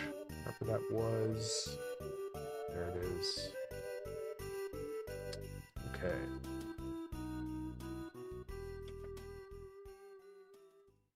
I mean, it's a game, you can have the height you want. No one's gonna complain. It's funny because actually some people have complained. There was one person that, like, was super disappointed by the size of the king crab. Although I feel like he's pretty accurate size to what he is in real life. Like, this is how big the king crab is. Like, obviously they're big crabs when you stretch them out toe to toe, but they don't like normally walk like that. That's not how they look. So I guess they were saying the king crab was disappointingly small. But also, the thing is like, I made it about the right size. It's just funny because you look at all these images of king crab and you're like, whoa, look how big this guy is. But this guy only took a photo of his king crab because it's like a record king crab. You know what I mean? Same with like this. Like normal king crabs are much smaller, like this. Or like this one. Like, this is like a normal king crab. Like, they're big, but they're not like the crabs that you see online are like enormous king crabs. So I think people look at this and they're like, whoa, king crabs are huge. Look at how it's like the size of this whole guy, but he's holding it out like this, so it looks like it's enormous. You know. So I don't think they're actually as big as they seem. Right. So I feel like the size that I selected for the king crab was pretty fair. But, you know, people still complain. And I'm just like, whatever. Because, I mean, we can go get the sprite of the king crab. It doesn't feel... It feels pretty accurate. It's still pretty big compared to the player. But the red king crab, because I think there's other types of king crab. There's like a blue one or something, I think. But look how big he is compared to the player. He's enormous. He's like bigger than the player is. Yeah. So he's not that small. I don't know. It's just people have this idea in their head of what something should be, and if it's not what their brain thinks it should be, then they get mad. So I'm just like, whatever. I want to represent fish in their accurate size because I'm tired of games and stuff lying and being like, yeah, I'm just going to make this guy super big because I feel like it. And especially for a game like Lured In, that's all about the fish. I think that's why like I care, because I think it's cool to actually see fish at their real scale, because then it makes you realize how gargantuan some fish are, you know? Because you look at like the fish in their normal size and they're like, oh, those guys are tiny. And then you look at a whale shark and you're like, oh my God, these guys are huge, you know? Like, I don't know, ghost crab compared to, and the whale shark is even scaled down. This guy's supposed to be, I think like the actual size of the whale shark is way bigger than this. Because like, let's say the player is 6 feet and they're 32 pixels tall. So a whale shark, I think on average is 40 feet. So we can calculate like a ratio of how tall they should be. So 40 divided by 6. So they should be like, let's say 6.6 times 32, 211 pixels long. So a whale shark should actually be this big, right? This is an accurate whale shark size, but it's way too big. I just can't fit them. And then don't even get me started on the blue whale, because they're double the size of a whale shark. So they'd be like this big. You know, they're enormous. It's kind of like, you can't even like comprehend it. Seeing like a whole human like this in scale, like, I mean, it's crazy, but it's still not accurate. I mean, just their heart alone, the heart of a whale is like the size of a human being. Like it's insane. Imagine you saw a heart that was as big as you are. That's wild. Yeah, I just like showing them in an accurate way because I think it does a disservice if you don't. But, and then I think it's funny that people complain, even though I'm like one of the only games that like actually wants the fish sizes to be accurate. So I'm just like, whatever. I don't really care what people think about the fish size stuff. And they're gonna have to have the little dangler. That's funny to pick, nitpick. Not gonna lie, I guess they're very passionate about king crabs, I guess. I don't know. I think the king crab looks a little small in normal tanks, but when you catch them, they don't look as small. Yeah, it might just be something like that, where they don't like think about the proportion when they're inside of a tank, because you don't have any like reference, you know? And so it might look like they're small, but in reality, that's just not true. Oh yeah, the size is accurate, but it's implied that you're the only one handling these giant fish. Yeah, it is kind of funny that you're able to pick up an entire whale shark by yourself. That's pretty wild. It'd crush your spine instantly.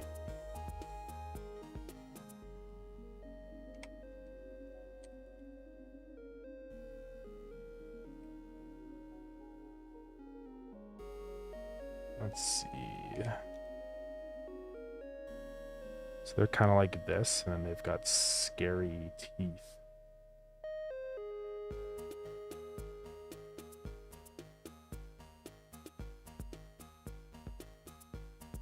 A tiny eye.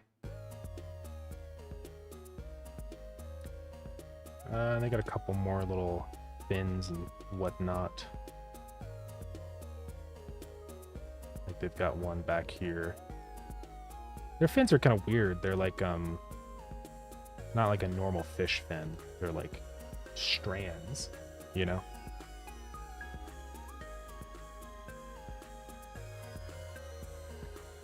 And then the this thing.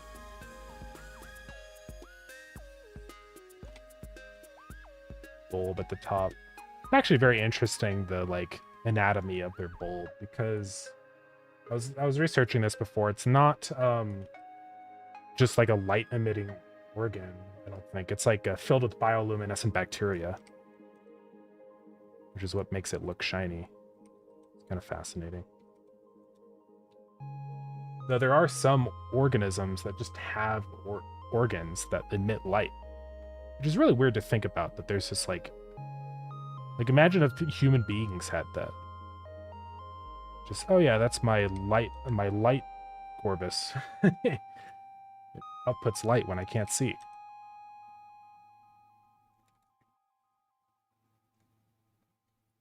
I'm gonna look at another anglerfish just to make sure I'm doing it right.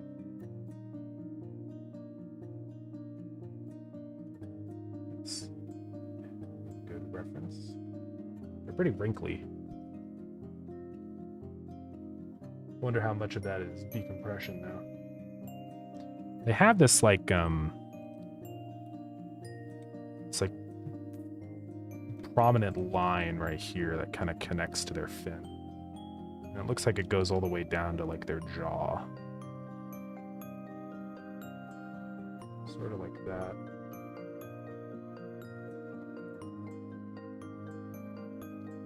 Okay.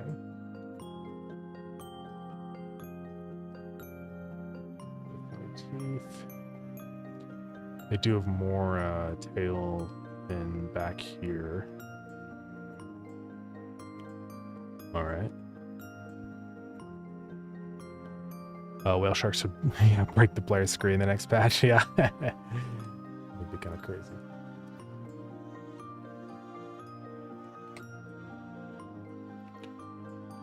It's interesting that their fins are actually kind of translucent. This just looks like they're black because they're always like on a black background. But if you look like an image like this, it's pretty obvious that they're like just clear. So, what is this guy? Oh, he ate something. Man.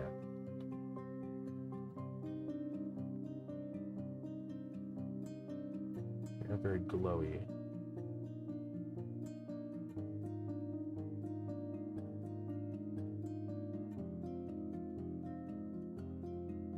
I feel like this is about right.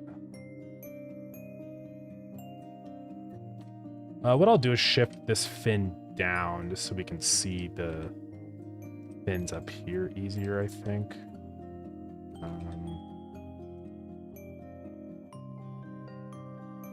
And this needs to be almost more like that. Okay.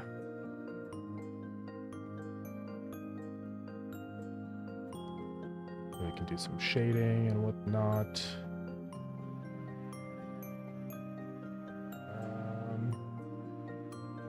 Looks like they probably have some shading around the mouth.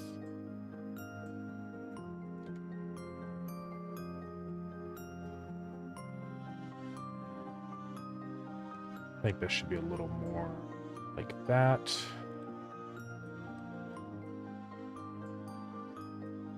Okay.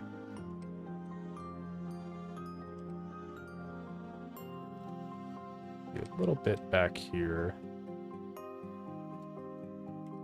You kind of have a separation there. I think this is about right. Imagine seeing parts of a sunk ship outside the submarine. Oh yeah, that'd be pretty awesome. Maybe one day we'll have a crazy update, guys, where you get to swim around like Dave the Diver. I don't know if we'll actually do that, but wouldn't that be wild? I always do think it's still pretty funny how many requests I've had for, like some people have played the demo and stuff, and they're like, well, it's cool, but I can't walk around, so I don't really like this game. It's like definitely not a walk around kind of game, but I don't know. I don't think I'll ever add that to the game. That's like one of those things where I'm like, yeah, I don't think I'm ever gonna do this, because it's sort of like scope creep, ultimate scope creep, you know. That just seems kind of wacky.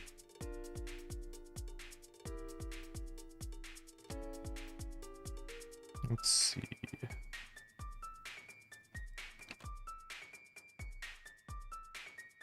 One there. some of these I want to round out.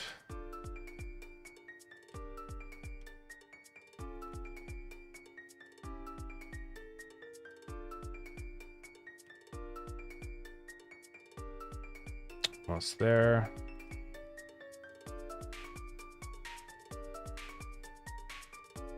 Emphasize that corner.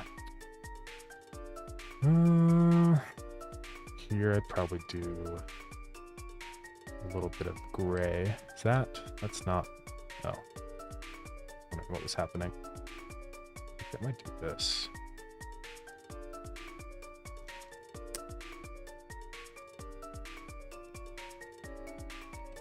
Guess I could just do that color, that'd be fine there. Then it kind of makes it look like that's like a separate structure. Okay, we'll do that.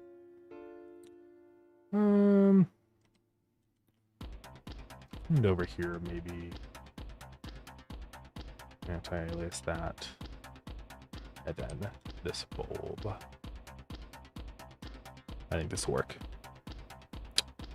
All right, anyways, I think we're good to go.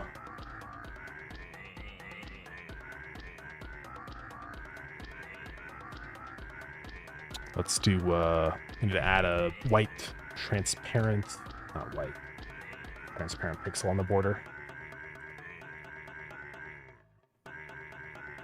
Right, anglerfish.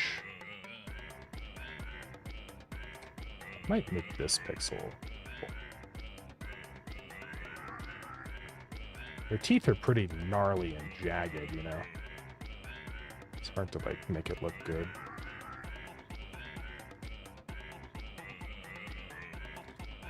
That's good enough. All right.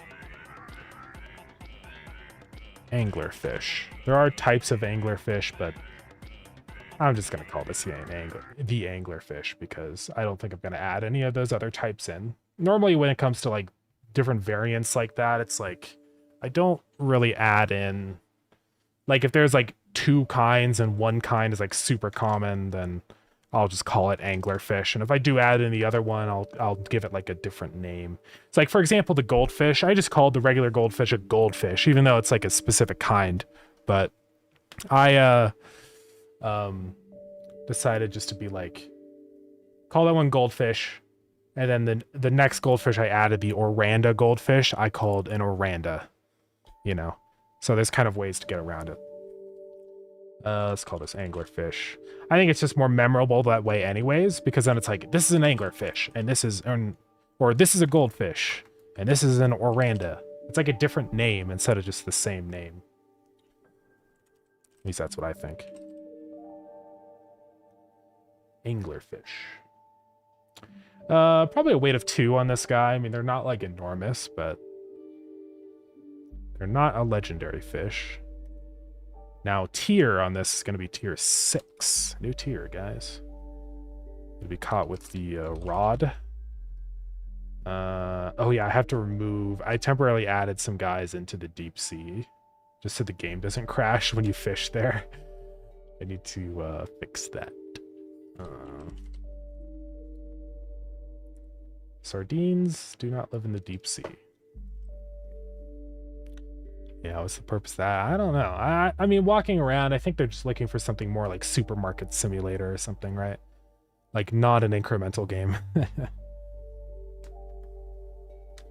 Get out to swim in the deep sea and get a game over. Yeah, you instantly get crushed the second you step out. Be crazy. That's cool. Anglerfish. Thank you. Looks like your uncle, Epic Roast. Oh yeah, allowed liquids is pressurized water. They're not a crawling fish, so just get rid of that. Keep all that default. The swimming speed and animation factor, they'll probably keep that pretty low, because anglerfish, all the deep sea creatures like that are very slow, and they just kind of, they're not fast fish. All right, so we should be able to catch this guy now. Let's go check it out. I mean, there's so many fish, better to add others rather than species. Exactly, that's what I always think. It's like, I could add in a variant of the same fish, but why not just add in a whole new kind of fish in general? You know? Okay, let's go get all our research.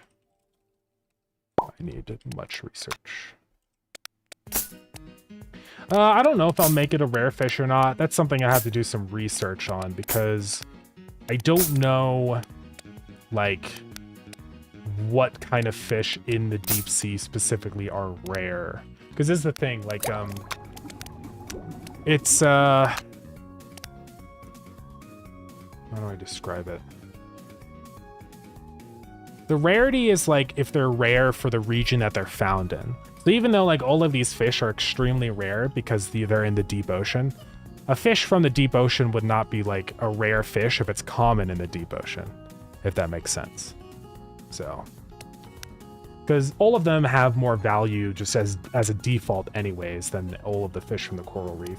So I'm going to try adding them in here just to make sure really quick. Table 1. The anglerfish. I don't know why their sprite is screwed up. Their shadow. It might be because they're almost taller than they are wide. Not really, though. That's a little weird. None of these other fish have like a super... The ball sponge, kind of. There might be some kind of bug going on with the shadow system then. It's not like super broken, so I'm not going to worry about it that much, but... Also, the color for the pressurized water is pretty dark.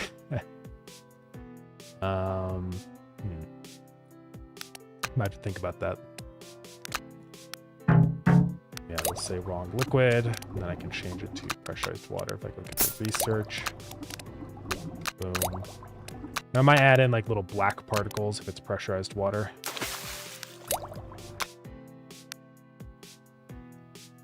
Yeah, I wonder what I should do about the text color.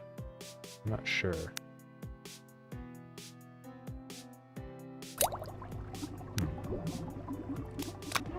Clean this tank. I can't see a thing.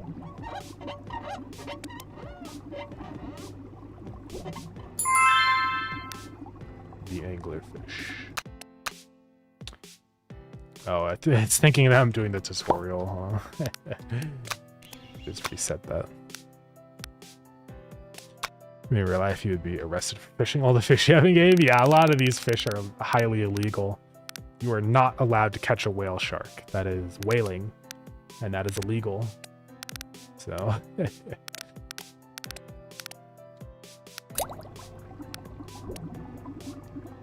Alright. I might shift some of the colors on this text up. So like, for example, the regular freshwater, I think that could be the color of the saltwater text, and then I make this the color of the pressurized water. I feel like that would make more sense. So let's go into the attributes table. So this now will become this color. This becomes the color of the pressurized water. And then the color of the salt water becomes super like bright. I have one more color that'll work here, this one. Boom. I think that'll work. So now if I relaunch the game,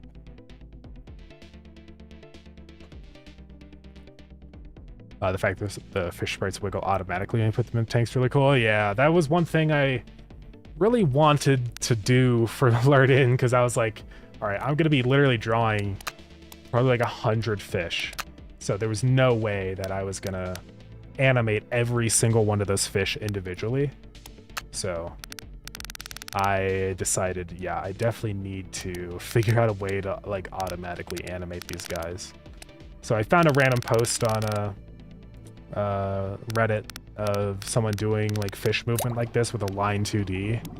And I was like, you know what? That's a pretty interesting little system you got there. And then decided to try it out. And it seemed to work pretty well, so. Yeah, I don't know why this sprite back here seems super like tall. I think there's something going on with the color rect on this. The shadow system I have set up. I have to do like, I have to emulate the spacing of the texture stuff in the shader. It's really annoying.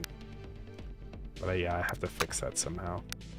Now, unfortunately, pressurized water puts a break in the text there, which is not ideal.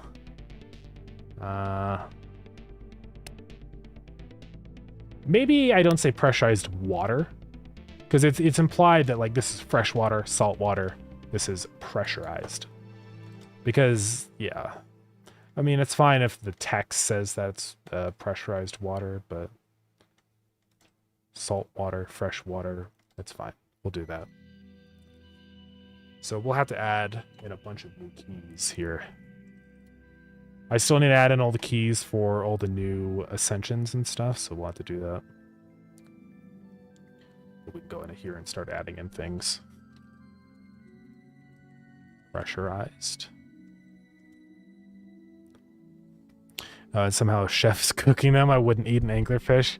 Yeah, they don't look very tasty. They look bony and not yummy at all. So I'll say this is for refers to pressurized. Refers to water that is pressurized. Okay. Let's go add another key. So we have pressurized and then pressurized water specifically.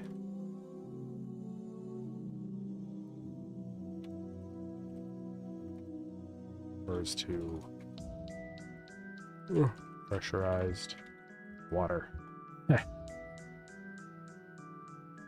I guess a type of liquid to put in your tanks.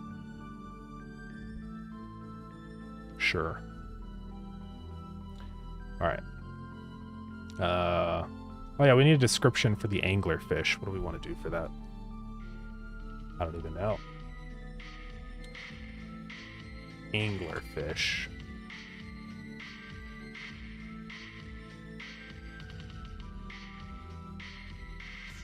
A ray fin fish. A beacon in the night.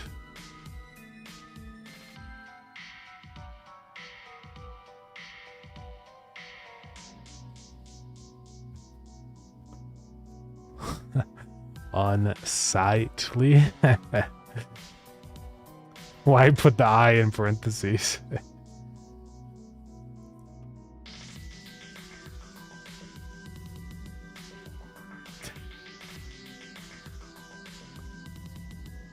Oh, it's a lowercase L. Okay.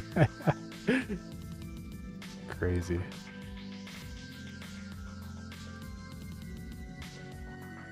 Bioluminescent lure.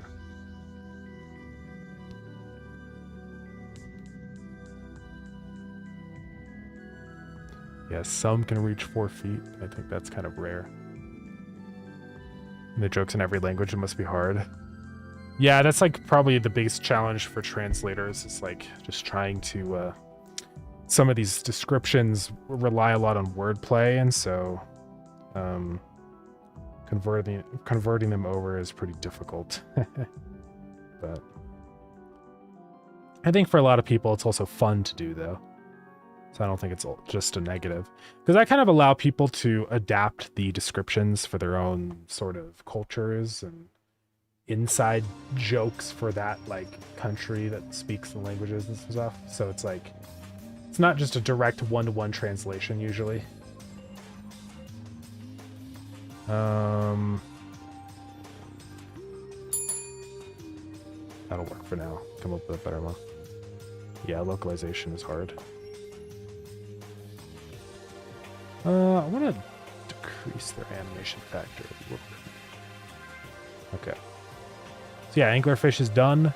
Let's just do what we did for the coral reef, where we do one in the fish zone and one in the pot fish zone. So giant isopod. I kind of want to do the giant isopod, because he's kind of cool. A big grub.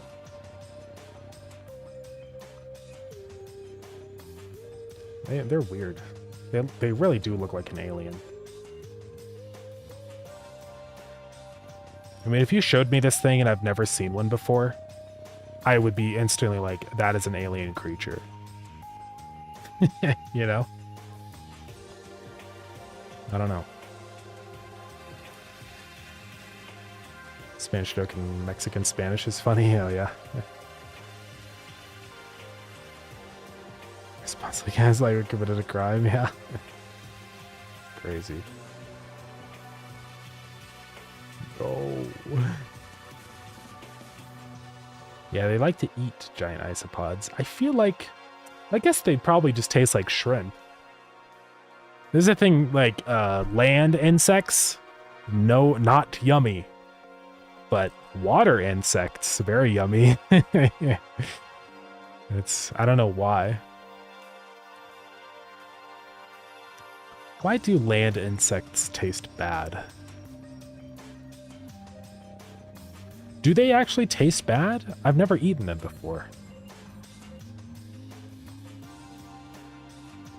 Yeah, I think it's because they have like their shell, so chitin tastes like burnt wood. Yeah, I know they have a lot of like acids and stuff. Yeah, unlike ocean shellfish that absorb natural salts, land bugs eat decaying matter, metallic flavor. This sounds gross. But the ocean bugs, those are fine. I've never eaten a land insect before. They just don't look like they taste good. I know, I don't know if they taste bad. But I imagine living on the land, there's a lot more things that you have to protect yourself against. So I bet like they have thicker exoskeletons. And yeah, I don't know. How do land insects taste compared to ocean insects? Earthy, nutty, and savory. Whereas ocean insects taste salty and sweet.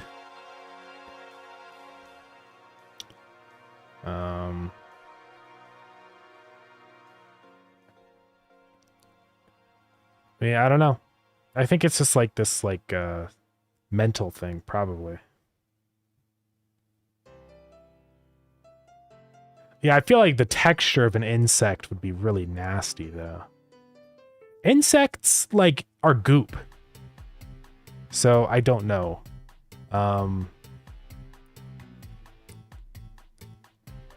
They just seem like they'd be really gross to eat. I've not once ever had a desire to eat a land insect, but I love seafood. Shrimp and crab and lobsters and fish. It's all pretty yummy. Yeah, curious question. Will there be more achievements related to money specifically in the future? Is the trillion the last one? I don't know, because getting to a quadrillion is really hard. Also, it's a little scary because it is kind of dangerously close to a quintillion. And once we hit a quintillion, bad things happen. So I had to be careful. I don't want the money to get that big. Because there's a integer limit, right? This number, right, is the integer limit. And the problem is that if you hit that integer limit, then the game breaks and everything dies. So I don't know.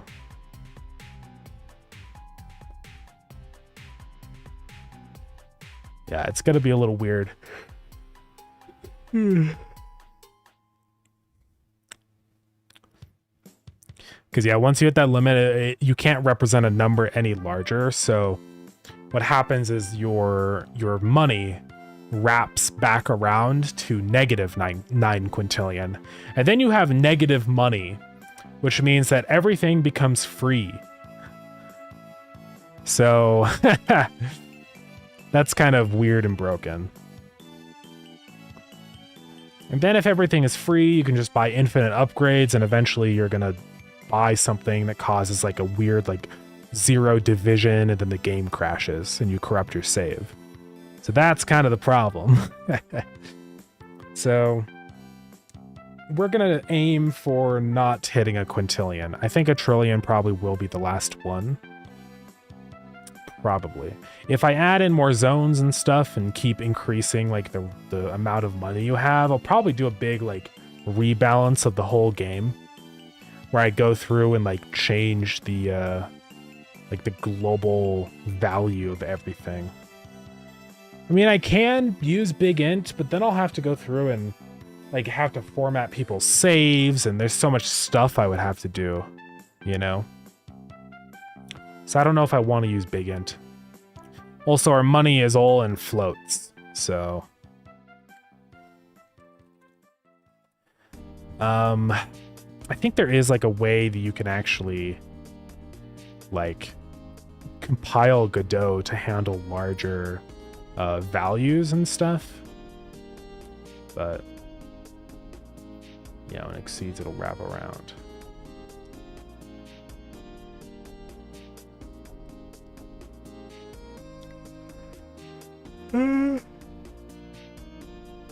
I don't know. We need big float. See right here, you can change the float precision.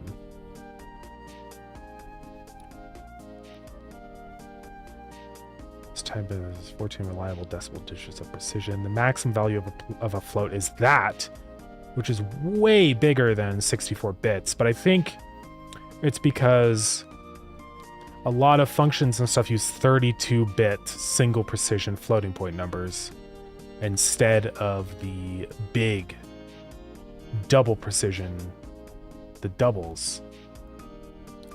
So see, it uses the 32-bit ones, but you can change it to use the 64-bit if you compile it with precision equals double. So it is possible, but yeah, just big float it. Yeah, I don't know.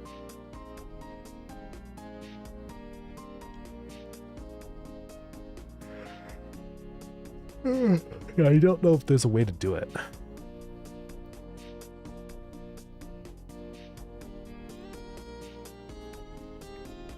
I mean, maybe the issue is that because I round my money. And that's why it looks like it's broken, but maybe it's not actually broken. I've never really thought about that before.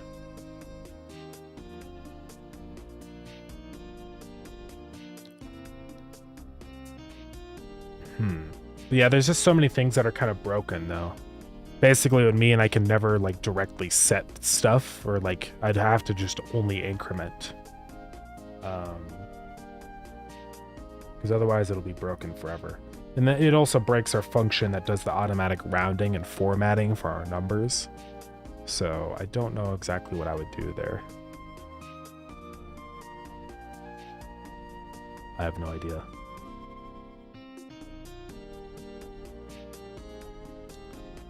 Double precision float.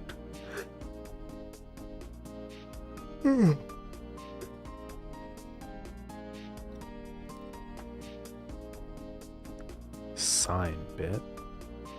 Exponent. Yeah, so you can get some pretty big numbers.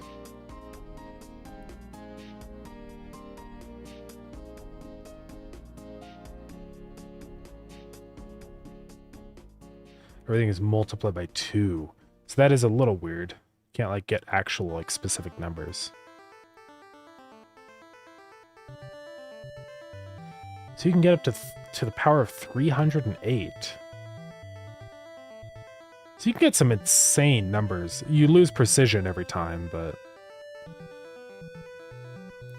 guess we need to cap the maximum money limit and tell the player they've become God or something. Yeah. I mean, I don't think it's really possible to hit a quintillion, let alone 9 quintillion. So, I mean, technically it's possible, but like practically it's impossible. It would take you like years.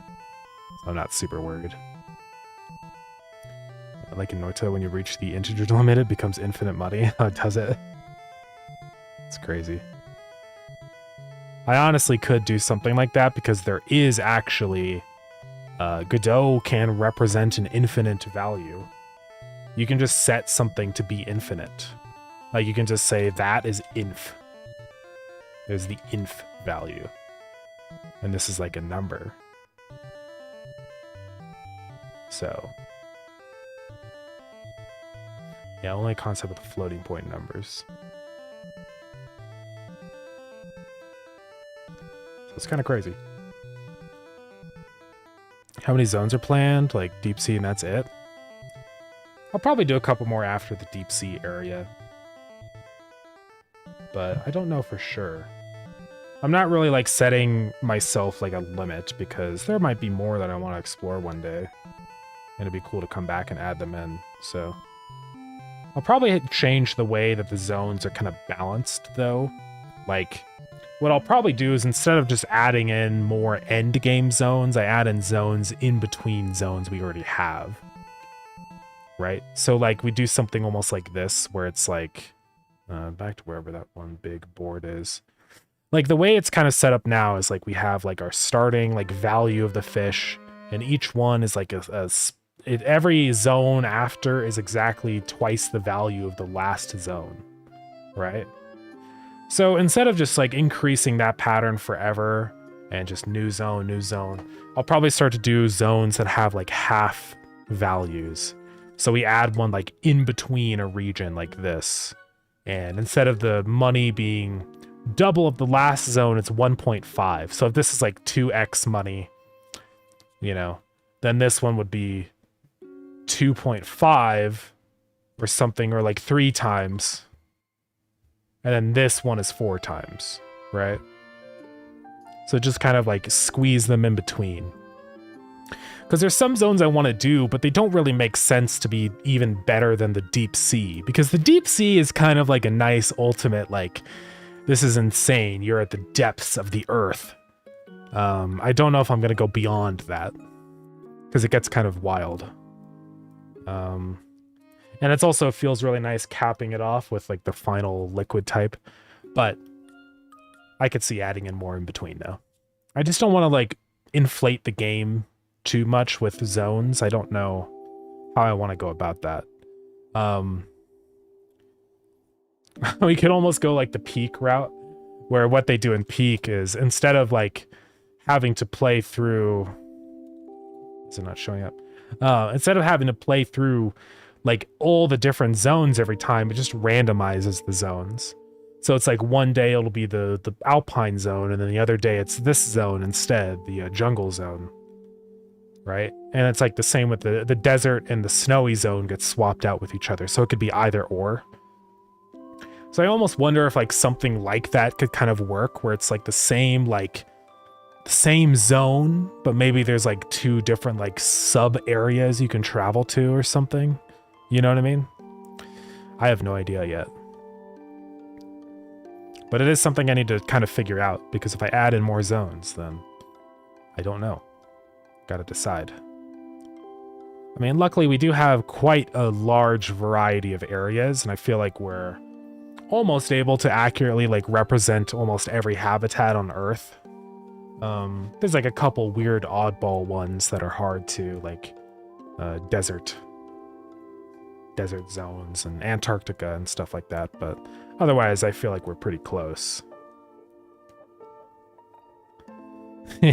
Yeah, that is something maybe we'll do one day as a space. I'm not sure yet, though.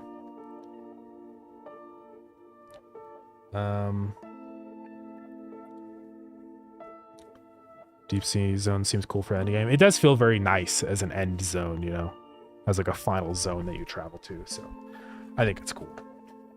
Unfortunately, I do have to end stream.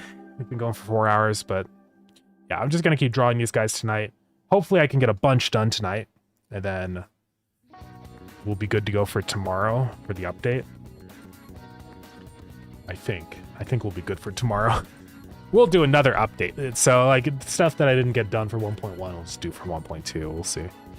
I just don't want to wait too long to get this new content out, because I feel like I need to like hurry and fix things while the game is still relevant. Hopefully try and get our review score back up a little bit. We'll see what happens. But yeah, anyways. We can go find somebody to raid.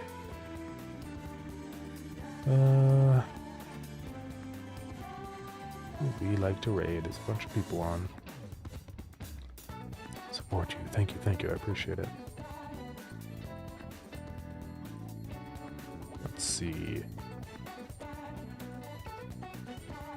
Dobbs is doing stuff. He still doesn't have a mic. I don't know what's going on with the mic stuff. Dobbs' mic is broken. Or, I don't know. Tomorrow's going to be the update. I hope. I'm going to try. If I don't get it done in time for Thursday, then we'll do Friday instead. But we'll see what happens. I just don't want to wait too long because the sale ends, I think, on the 31st. So, like, I don't want to wait too long. Say raid Scary Pastry. We can raid over there if you want. What is Scary Pastry up to? The description is the title is I might get too silly. Sure, let's go raid Scary. Why not? Anyways, thank you guys for coming to the stream. I appreciate it. Feel free to grab Lured In on Steam. Join the Discord if you want, and we'll be live again on Friday, 3:30 MDT. Yeah, check Blue Sky when you're free. Let's go. Yeah, I'll check it out. Thank you. Thank you. Yeah, thank you for coming in. Maybe update tomorrow, but if not, then it'll be Friday night. So we'll see what happens. Anyways, take care, man. Thank you. Thank you for coming in. I appreciate it.